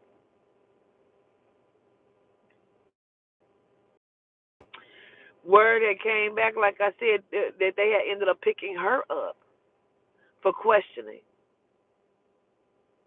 And my friend had got some information, and she had called the detective and told the detective, and they said that's what we've been trying to figure out. It was something.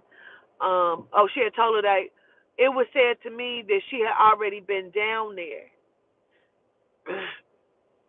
His mother had already been down there, and they was like, that's what we've been trying to figure out. So they went and picked her up and questioned her. Nobody has still ever been arrested. For me, the bitch who kept calling me bestie, I believe, was knocking at her window, telling her she had to pee. Open up the door, let me in, cuz. Let me in, cuz. It's me. And I feel like she didn't want to, but she kept saying, come on, I got to open the door. She went to the bathroom. And I feel like Gabby went back to her room, but she's talking. And I feel like we all grew up together, but I was the best friend, and she was the best friend from like half type. Really used the bathroom or something at that time too. Then went in Gabby's purse and stole all of Gabby's money. So I don't know what happened. Only found out is because of the nigga she was fucking with. If they say fucking on, that she was fucking on, as my best friend would say, called Creisha and told Creisha. Told her how much money she took, and that was the amount of money Gabby had. It was like $70 because this bitch smoked water. This bitch ain't had a moment of peace since Gabby's passing. She had been drinking herself to death. Because all of y'all know what happened. Y'all all was here. And I believe it was her that was arguing with him on the front porch. Because the man said he also heard somebody say, why is you even down here? That's got to be the mother. Now, I believe she was not dead at first. But nobody called anybody to come and help this baby. My best friend said the way she was laid is like like somebody had held her down, but then like somebody was holding her hand while she passed. Because her hand was like somebody was holding it. I believe his mother came down there, and that girl had not passed yet.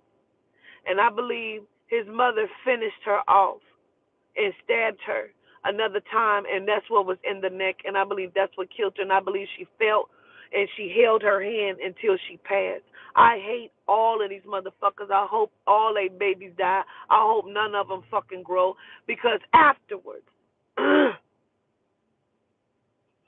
this bitch, remember, her kids went to school with her, and they was motherfucking harassing and bullying her. She was getting acceptance letters. My best friend was getting acceptance letters from college for Gabby. This is after the murder. She's getting all of these acceptance letters from the colleges they had been applying for. They had been going on tours and shit. They was getting ready to go on the tours to the colleges. She was exceptional in basketball. She was being accepted. This raggedy, black, ugly, monkey-faced bitch put a sign up in her front yard and says, my kids will go to college. I said, let me kill this bitch. Bestie, let me kill this bitch. She like, no, Pooh, we gonna do it legally. Because she got a crazy family. The black folks are crazy. They would have killed these motherfuckers.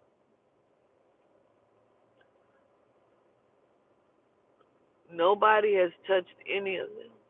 Now the one brother is out of the penitentiary. It has been different stories going around where he done told and said what happened. Like, it's been all of this shit. But I know that girl had her open up the door and they came in there. One of the guys that's friends with Krisha's brother, he liked the little bitch that called me bestie. And he had told Krisha. Krisha had mentioned her name and shit. He said, no, don't, somebody like, don't say her name to me. Krisha like, why? What's going on with that? He said, I don't know. I'm just saying, I just feel like Gabby would have never got killed if it wasn't for her. Krisha like, what you mean? Like, expand on it. He refused to expand on it. Shortly after, this nigga went to the penitentiary for something different. But I'm telling you, that's how the spirit works. These motherfuckers, they are so ruthless and trifling. I hate these motherfuckers. When they was in Chicago, they was in some gang called like the B Posse or some shit, the Black Posse or the B Posse, something Posse from Chicago. Nobody has ever been held responsible for my niece's murder. That's my niecey pool. Nobody has ever, and it's so crazy because she was 18, but her daddy was 16 when he died in a car accident. And I told my friend, I said, damn, she finally got to meet her daddy.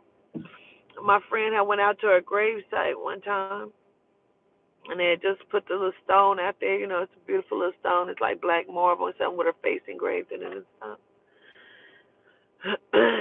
Child, I was just so done at that funeral, but she had went out there to a grave site, and her phone was dying, and she was playing "Don't Go Chasing Waterfalls," and she said she sat out there for an hour. Her phone was dying, but her phone never stopped playing.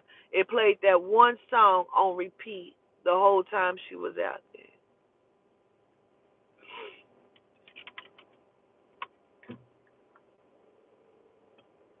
I hate that motherfucker. I know his name, they call him J Rock. His name is James Lee Barber. I hate that motherfucker. I did work on this motherfucking ass. He ain't gonna never have a good life, and I'm gonna make sure of it.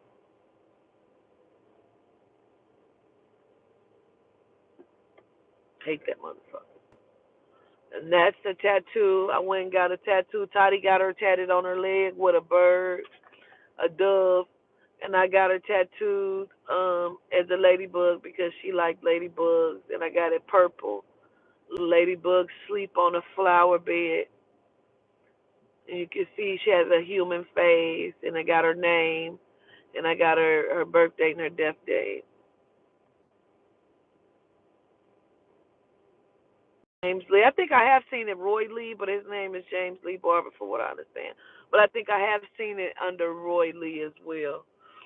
Cock. I hate this motherfucker.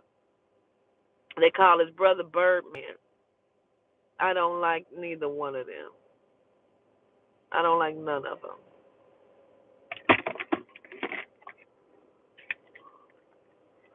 I guess that was Spirit saying they don't like that motherfucker either.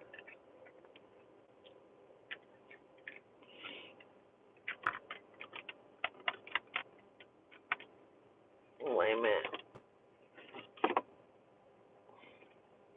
I guess Spirit say they don't like that motherfucker either. The whole phone is drunk. My motherfucking sinuses is so bad right now. Put this charge on. And that's what happened to my best friend's daughter.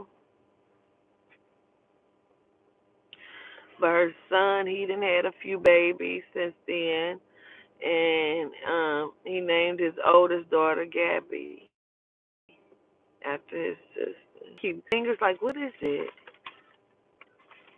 Hate these motherfuckers. I wanted to, and my friend, they family own a restaurant. They've owned this barbecue place since I was little. For me, I used to love it when I was young. We used to go there. We used to get free food and shit. They own a barbecue place called Pete's Barbecue. Her family does, and it's just one thing after another, man. And then the people you think love you, you turn around and you hear them or get word that they saying shit like, oh, they blaming you for your daughter's murder. Like, that shit. My friend, she suffers so much. You know what I mean? And now the baby, she's a big girl. She's like 15, 16 now. And I'm like, this shit is crazy. It's bonkers to know that she would be older than my baby, you know. And for me, it was hard for me for a long time to tell her like good things that was happening with Toddy, and you know when she finally was going to college and shit. I could not tell my best friend, you know, I just could not talk to her about it. And she would want to. She'd be like, "What Toddy doing? How's she doing? She in college." I'm like, you know, just trying to minimize it because I just like I talked to her about that. You know what I'm saying? Like I just felt like I could not talk to her. I got a piece so fucking bad. I just feel like I could not talk to her about that. Like, how do I do that? You know what I mean?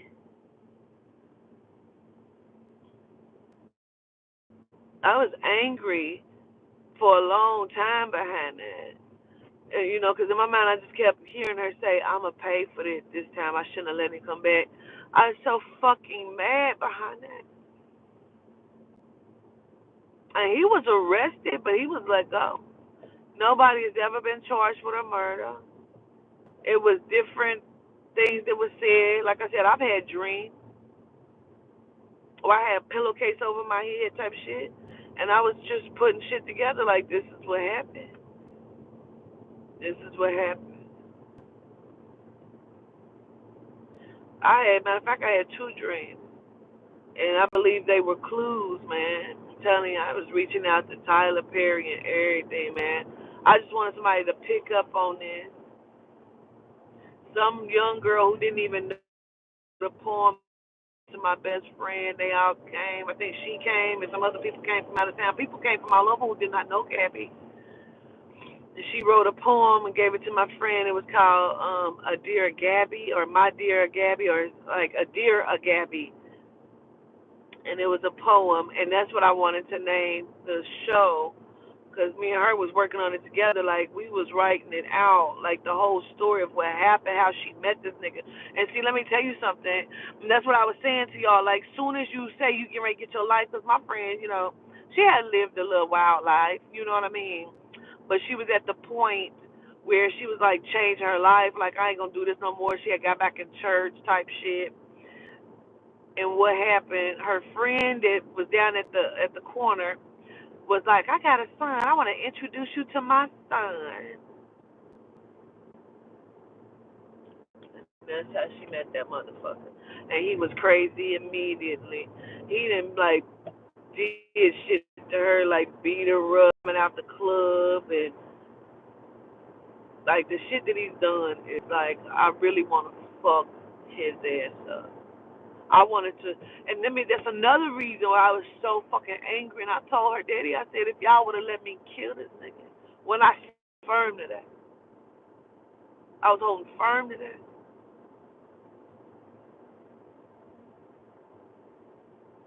I was mad as fuck.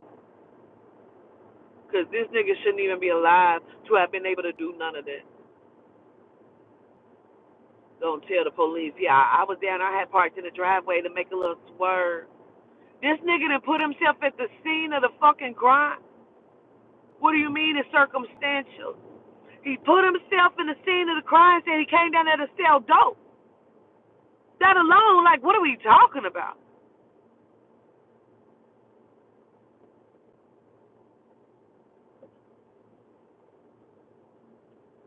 You'll find news stories on it, but it ain't no motherfucking first 48 on it. Like, they did nothing. For me, they done nothing. Nothing for my best friend's fucking child, bro.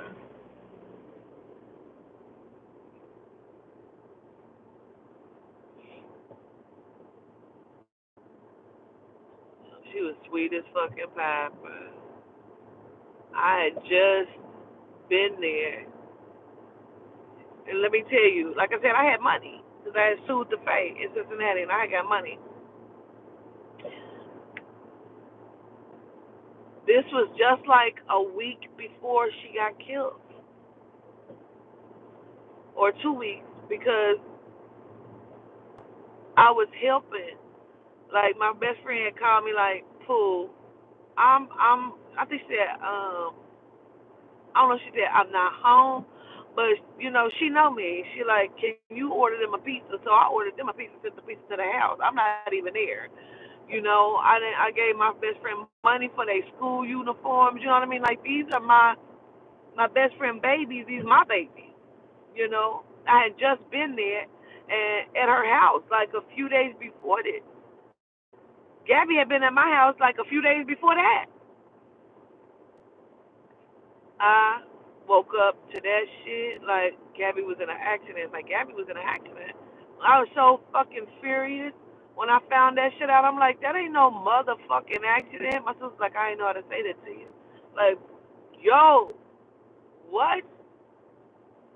I was on the motherfucking gas trying to get out north to my friend's house. Cause I was just praying like, that ain't right. That's a lie. Nope.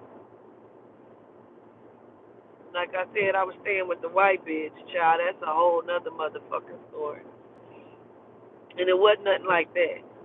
So I had my own apartment, like I said, because I was living out there. I moved out there. I had money. Well, that money didn't last very long, child, but it lasted. I furnished my house, a whole bunch of shit, bought cars. I had to fix cars again, all kind of shit. It was just shit happening. Then bought the gun, child. And I carried my gun in my purse. My goddamn niece, with her big ass, she was like 18, 19 at the time, went in my purse, seen my gun, to myself, oh shit, set it off. I'm like, this is not a fucking toy. That's how stupid kids is. I said, Lord have mercy. Mm, mm, mm. And this was before. This was like before. This was probably like that when I said I was out there like a week before. This was probably, I think, that day. This the same day. So yes, you're right, because I said it to Mr. Bledsoe before. So this the day Mr. Bledsoe had came over, and I was like, I'm gonna marry you one day.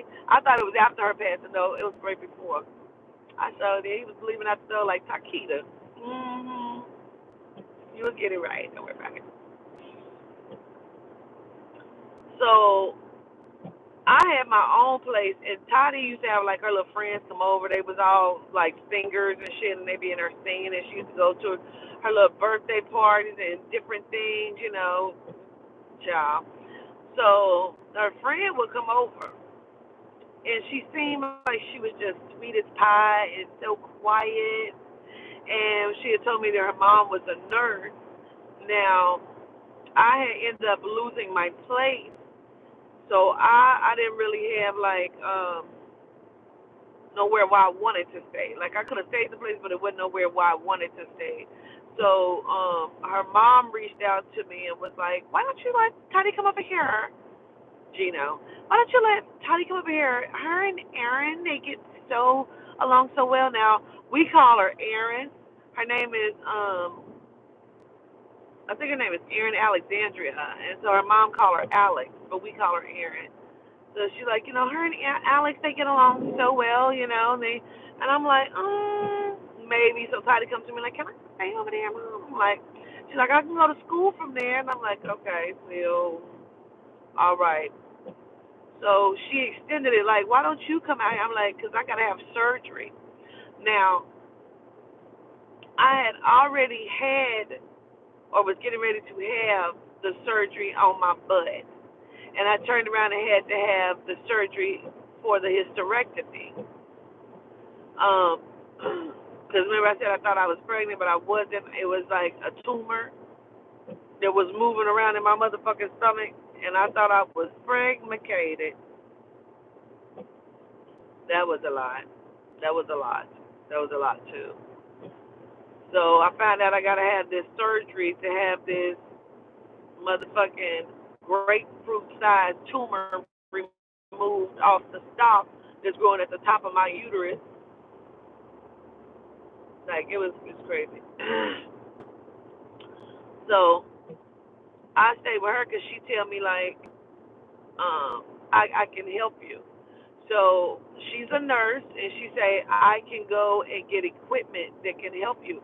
Now I have pictures I can post them of my surgery, my pilonidal surgery, because this was the surgery she was going to help me with. Because I already had the hysterectomy, which is the cut from the front. Then I already had the surgery once on the pilonidal cyst, but however it healed, it didn't heal right, and I kept getting like a huge boil right there at the crack of my ass, and it'd be like painful as fuck. Sometimes it smells. It'd be horrible. And so they was like, no, you got to get the core taken out of it. They didn't take the core out the last time, so they do surgery. When I tell you how deep this hole was, I'm telling you, I got pictures. You'll be like mortified. The hole was so deep, if you do your hand like this, you can stick your hand in that hole that they created in my ass at the top. Now, she told me what I would have to do.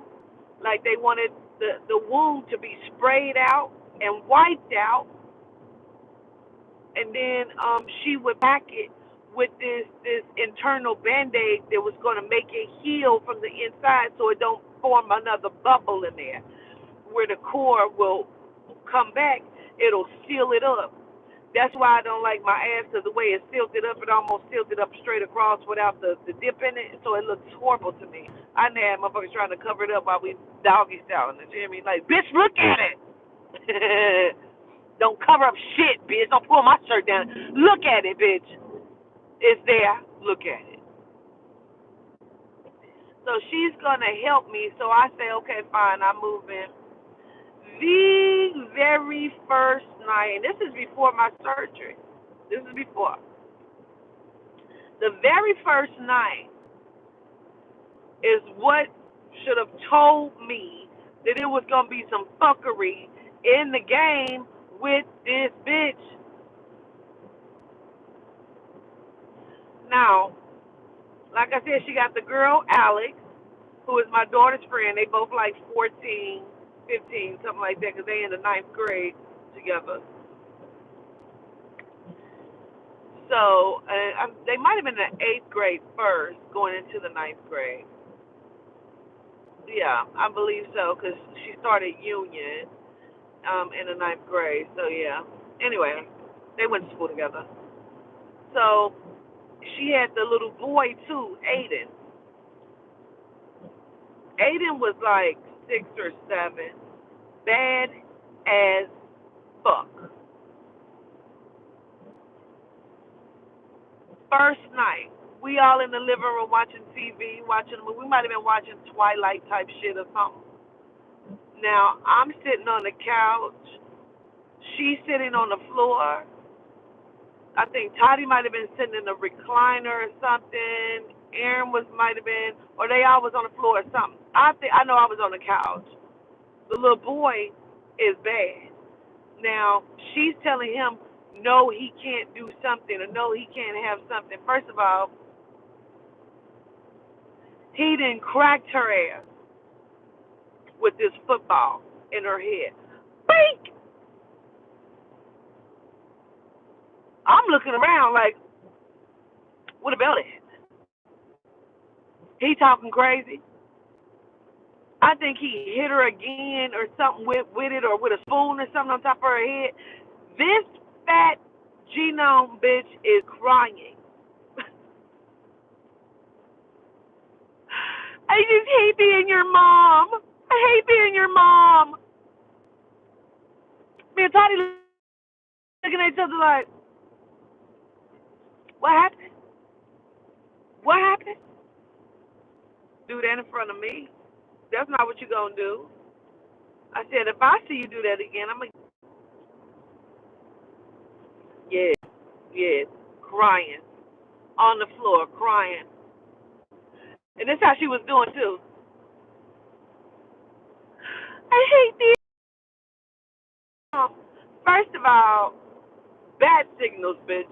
You keep telling this child you hate being his mother. Bad signals. And now, bitch, he done gave you bad signals, bitch, because he tearing your ass up. I mean, he cracked this bitch twice with this football. I'm telling him, like, I see to myself, I'm going to whoop his ass. I'm going to get to whip his ass. I can see it. This is the first night. I tell you, he was so motherfucking bad. Now, this bitch then tried me on so many levels. Now, like I said, she's a nurse, and she has 2 children. Now, her 2 children, father is black. This black daddy got a black wife with 3 children that they used to hate each other, but now they really good friends. Keisha comes over, and that's her real name. I'm not just calling her Keisha. Her name is really fucking Keisha. Keisha comes over. They talk, pop pills type shit.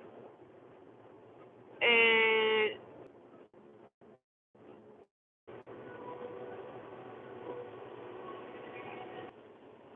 it'd be so bad. I want a coffee. Back. Is we back, y'all?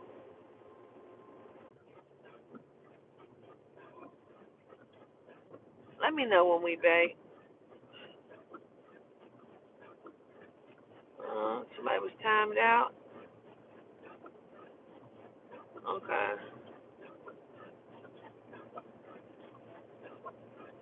All right, I see we back. So what I was saying was, it seemed like they good friends, but every time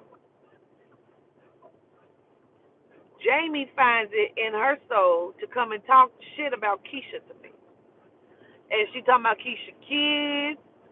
So when I'm meeting Keisha, I don't know what the fuck to expect, but Keisha cool as fuck. I like that motherfucker. Matter of fact, me and Keisha still friends to this day. I'm like, go, yeah. She like, yeah. So now I have brand new clothes, brand new panties, but because I am homeless and I'm living out of my car in her house, I keep my shit in her house and I only got a few things. Now, like I said, I had just had my hysterectomy, so a lot of my panties that I brought into her house was period panties. You know what I mean? Because I just had surgery. I don't want to get blood everywhere. You know what I mean? So I'm not wearing my good panties. So Tylee do laundry. She take it upon herself to fold my laundry. She sees some of the panties, period panties. I got brand new panties, no bullshit, no lie, with tags on it. This bitch gonna say,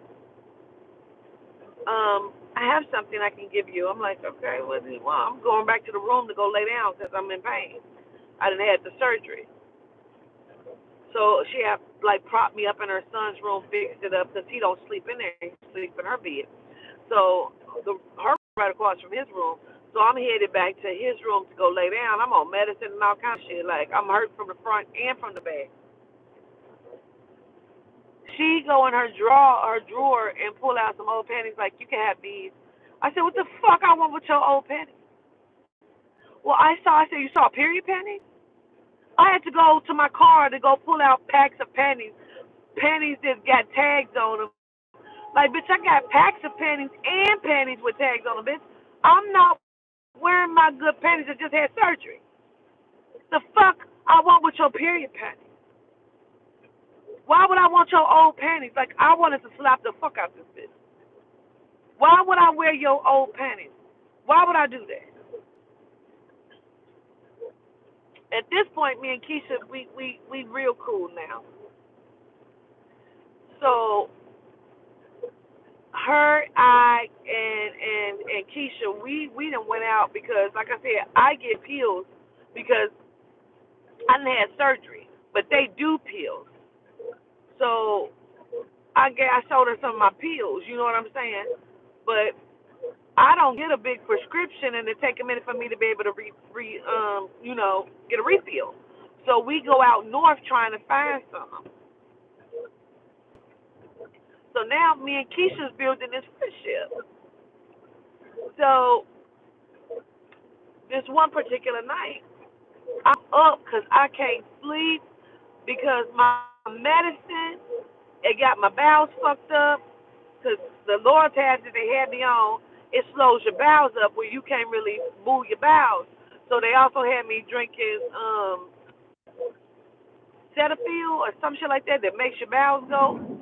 So I'm up. I don't even know if I was smoking there. I might have been smoking. I can't even remember.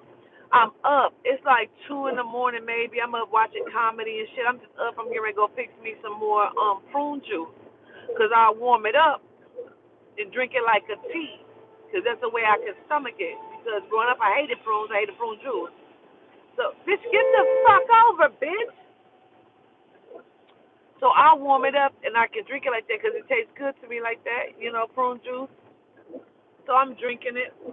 I come out my room. I can't make this shit up.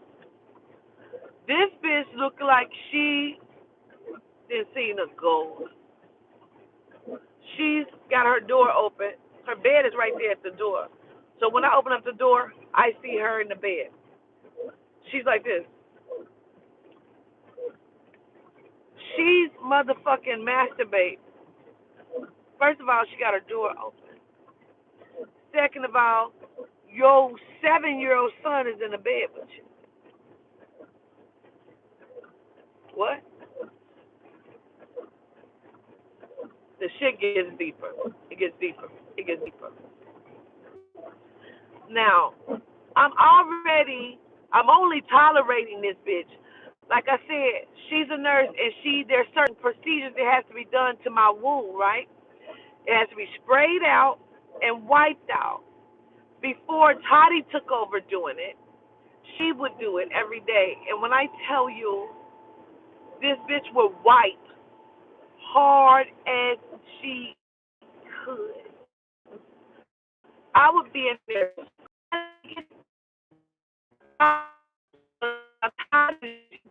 clean. No, in my wound. Like,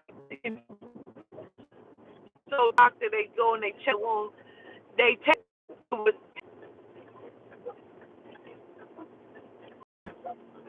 for real.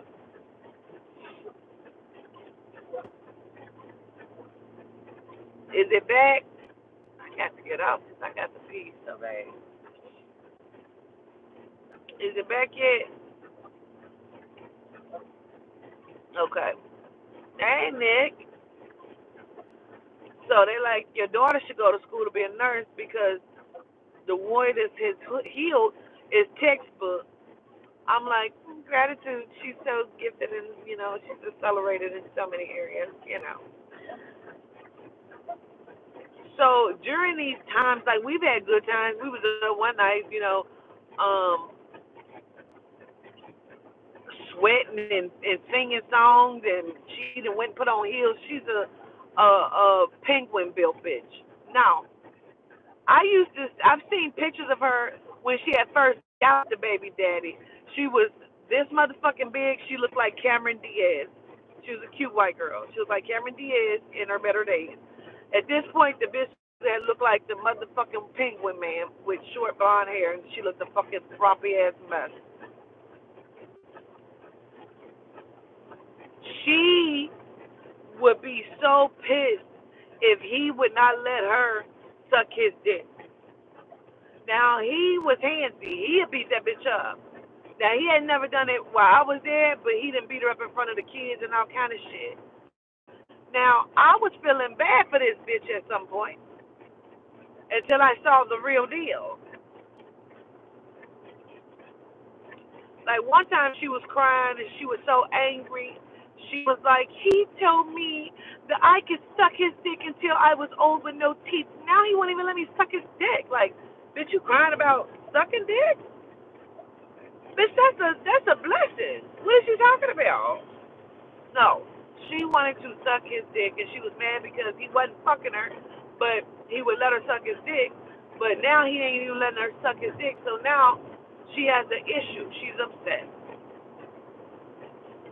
She tells me, I'm going to make him come over here. I'm going to tell him that he needs to come over here for the kids, and I'm going to provoke him. I'm going to make him hit me, and I'm going to send his ass to jail. At least I'll know where he's at. What? Oh, that's what you do? Oh, duly noted. So I'm just duly noting all kinds of fuck shit this bitch is saying. Now, she done told me, y'all gotta listen to this story this bitch done told me. This is one of the reasons I wanted to beat her motherfucking ass, okay? This story alone, I wanted to beat her up. She tells me that Alex, her daughter Alex, when Alex was 3, she got a really, really bad burn down her chest. It was like 3rd degree. I'm like, oh my God. I said, what happened?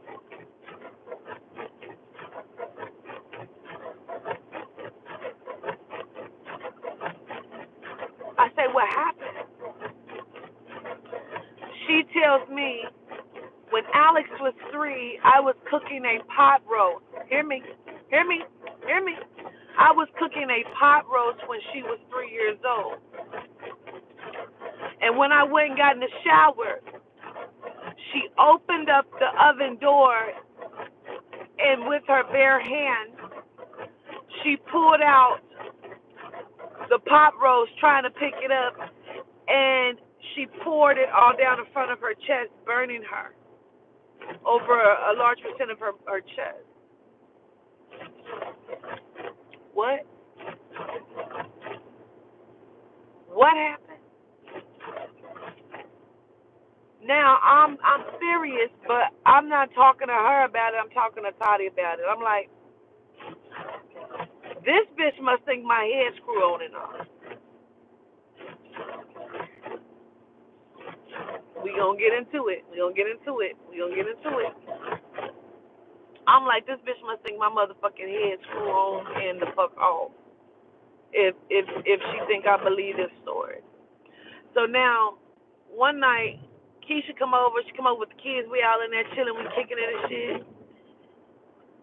Now she had said something to me to the effect of, or said something to Toddy or one of her girls, because her girls was like 16, 17, and then her son was like might have been Toddy them age or under them. He might have been like 11 or 12 or something.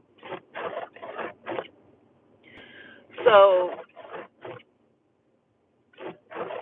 she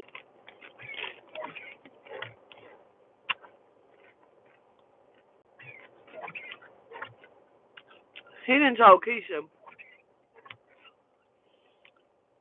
what Jamie done said. Toddy overhears it. She hear the conversation, right? And Jamie, she keep hearing Jamie say that it's all a lie. None of that shit was said or whatever. So I think it was Keisha she was on the phone with, and Toddy overheard it.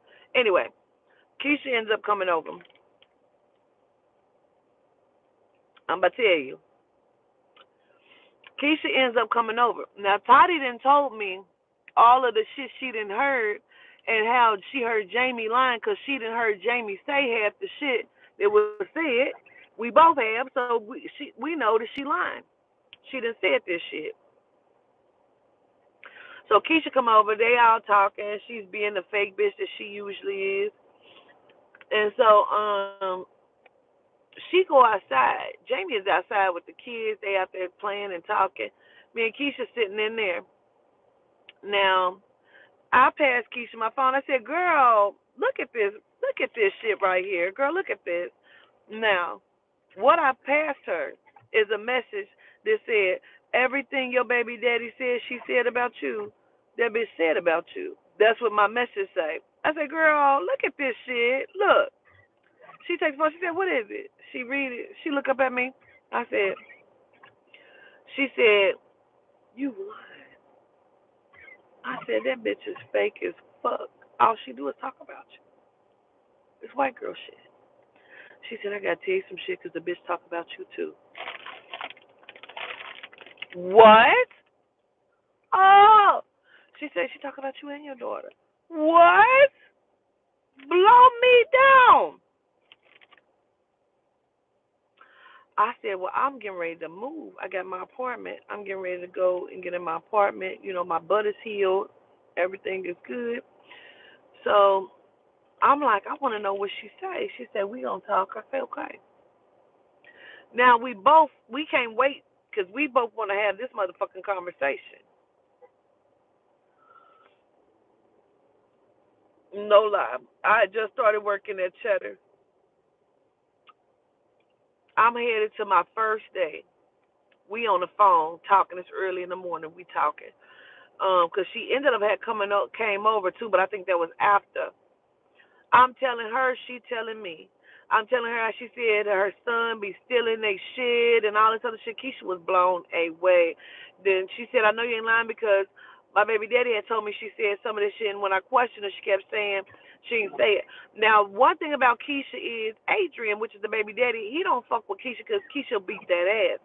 Keisha's a fighter, which is why Jamie used to be scared of her. That's why she just decided to become cool with her because Keisha beat that ass. I had heard stories about how him and Keisha got into it. He couldn't fuck with Keisha. Okay.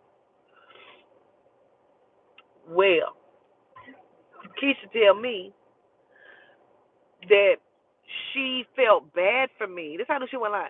She felt bad for me because all I had was fucked up drawers. I said, bitch, is you serious? Is she serious?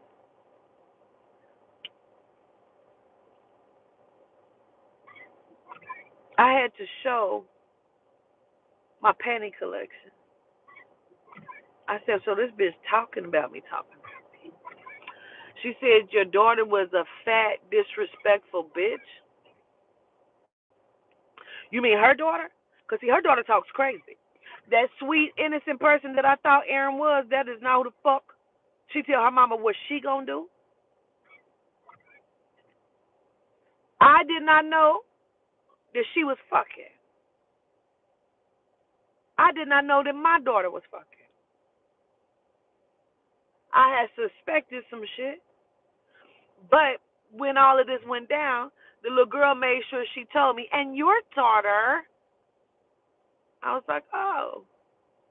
Now I'm mad at Tony because why the fuck would you ever let somebody give something that you don't give me? You never let a bitch have a one up on you.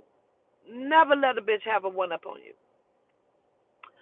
So we are going off because now what happened was this is how the motherfucking shit hit the fan, bitch. I now know everything that's been said about me, about my daughter. I go and pick up my keys. I go back to Jamie's house to get all my shit. I'm packing my shit in the back. I'm just packing my shit.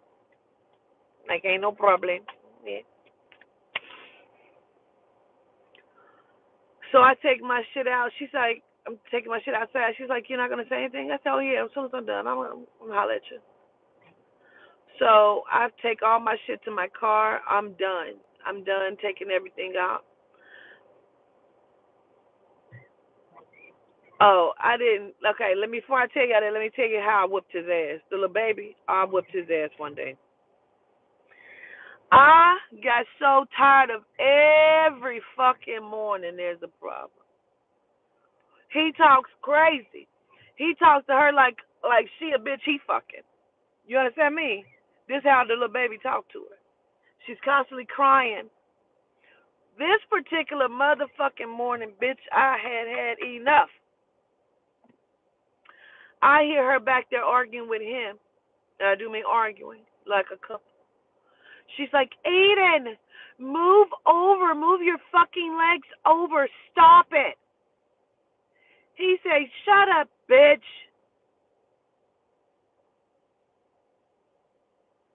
I hear bitch for the second time. I jump straight up off the couch. I go and get a belt. I did not give a fuck. I walk straight in her room. She laying there like she sleep.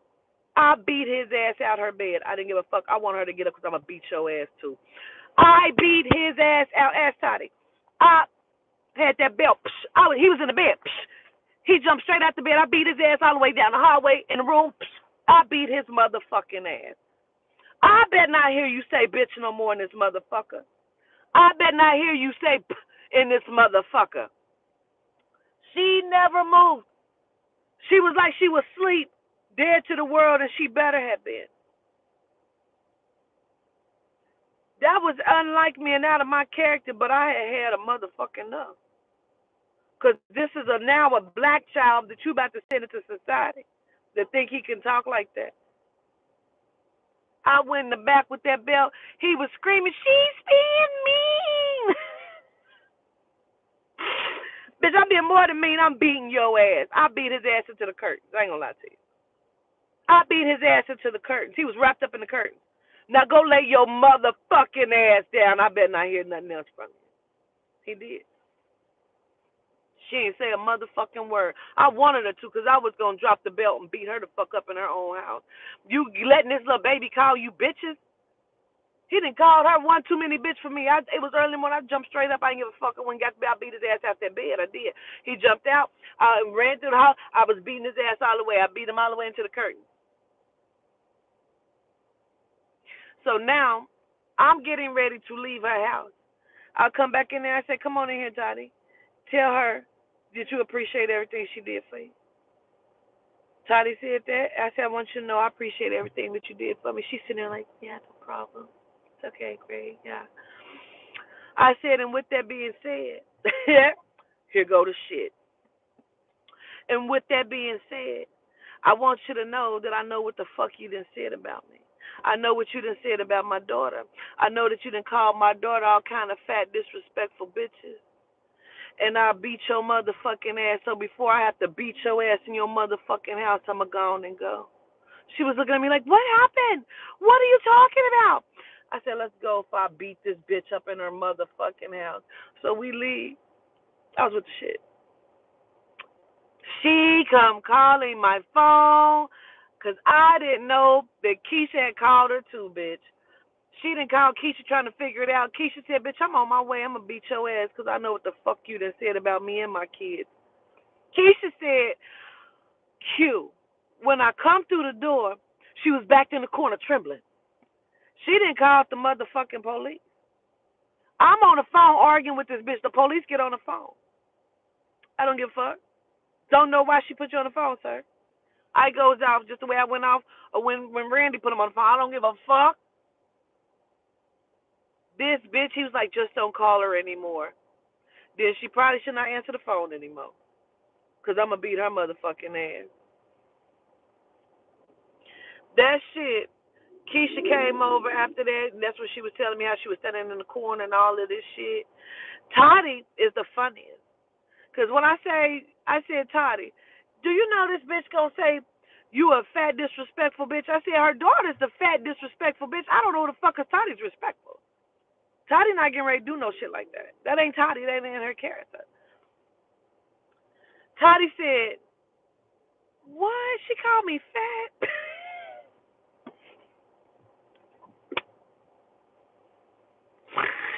Never mind the fat, disrespectful bitch. Toddy said, what? She called me fat? I said, you are fucking special. She said, no, she called me fat. I'm just outdone about that one. Because this bitch was fat as a fucking roly-poly. Child, she was so fucking outdone, girl. Needless to say, I've heard Aaron had a child. Aaron has a child at this point. Last time I seen a picture of Aiden, he was chunky. He used to be really skinny. She used to tell me how he would beat her up. Now, once me and Keisha starts talking, she come over to my house this day, and we talk and we tell her everything. You know how you just letting a whole cat out the bag. We realized this bitch has Munchausen. Keisha would tell me how baby daddy would have to get out of the bed and fly to the hospital because Aiden was always rolling out the bed. She said she believed that she was throwing this baby out the bed, kicking him out the bed. She said it started when he was like 3 months old or 3 weeks old, something like that. I said, because now when I'm on the phone with her, I'm arguing before she put the police on the phone. I'm like, bitch, tell your daughter the fucking truth. Tell her how you poured that motherfucking shit down her chest, bitch. Her daughter on the phone with me. You're a liar. I remember. I said, no, the fuck you don't. You know what your mother has told you with the story she done instilled in your brain, bitch. What's I'm talking to? I don't give a fuck. Bitch, you don't remember shit, and I don't know who the fuck you talking to, little girl. She keeps saying she remember. No, the fuck you don't. And then that's when I just go ahead and said, I said, bitch, you got Munchausen. Keisha done told me how you didn't have to go to the hospital umpteen motherfucking times for him and for her. Anytime you needed this nigga attention, wanted his attention, he wasn't giving it to you. Now you at the hospital because something wrong with these kids. You trying to tell me that a 3-year-old baby did a touch her motherfucking oven, bitch, and say hot? Put your 3-year-old to a motherfucking hot ass stove. I bet a 3-year-old back the fuck up and say hot. Hot. So you telling me that your 3-year-old touched the hot ass oven, opened that motherfucker, was able to reach over into the oven without any gloves or mitts on and pulled out a hot ass pot roast with her hand? Because you talking about the burns on the chest. What about the burns on the hands? She had some minor burns on her hands. What are you talking about? No, bitch, you got Munchausen. So you telling me that this baby is holding on to this hot ass pan from the oven that's still hot, that she done reach over in and tried to pick it up and then poured the juice down her chest? That's what you saying to me? Bitch, I'm going the fuck off. Because you lying. You poured that on that baby because you got Munchausen. And the fact that you told me you wanted him to come over and beat you up so you can call the police so at least you'll know where he's at and it'll calm your mind. All of the stories Keisha done told me. So now I know you have Munchausen and you do shit to get this motherfucking nigga attention. Whether that means for him to come and beat you up or whatever the fuck. You've done that. You do that. That's some bullshit. It's ridiculous. I was so motherfucking mad. I was so mad. I could have gone to jail for you. I went and got all of those supplies and stuff from my job. I bitch, I don't give a fuck. White bitch, you was supposed to, bitch. What else you was supposed to do? That's what you was supposed to do, bitch. Fuck you talking about. I started talking crazy. I wouldn't give a fuck. Bitch, matter of fact, I'll call them and let them know that you went there and got all the motherfucking equipment, bitch. I don't give a fuck about you. She was like, that was so wrong for you to tell Keisha what I said. No, bitch. It was very right because then I got the earful that I got of what the fuck you have been saying about me.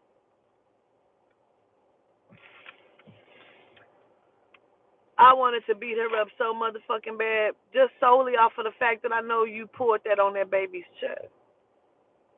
You scalded your own fucking child. What doctor believed that? What physician would believe that your 3-year-old child reached in a hot ass oven and without motherfucking mitts never dropped it? It was still hot. What is she talking about? Oh my God. But because she's a genome, they tell you what they get away with.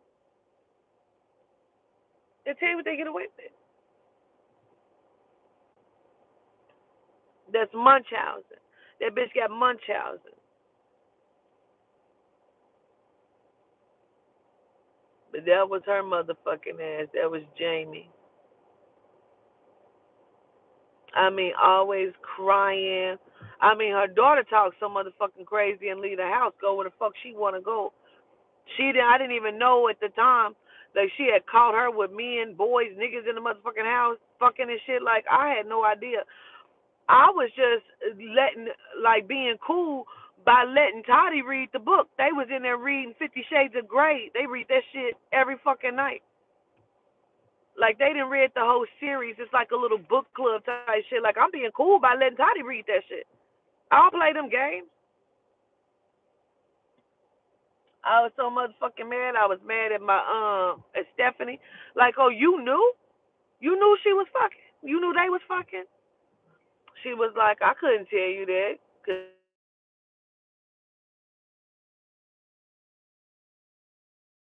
Like, I couldn't tell you that they was fucking because you was going to fuck her up. I know you. I'm like, no, you don't let that kind of shit go on. I was mad at Stephanie for a minute behind there. Like, bitch, you knew? Why everybody knew? Like, no, you don't do that. You don't do that. You tell me because you a grown woman and these are our kids.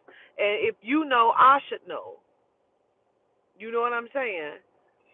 Man, it be so much going on in my motherfucking life. It really the fuck do. I said, wow. Wowzers. I could not fucking believe it. I said, you don't never get nobody one up on you, girl. She was so shook that little girl hadn't told me that. I said, you better not even fucking lie. You might as well go on and tell the truth. She told me the truth. I'm like, I thought I was tripping. You know how you feel certain shit, but I didn't want to accuse my baby. You know, like, shit just would be different when we would come back.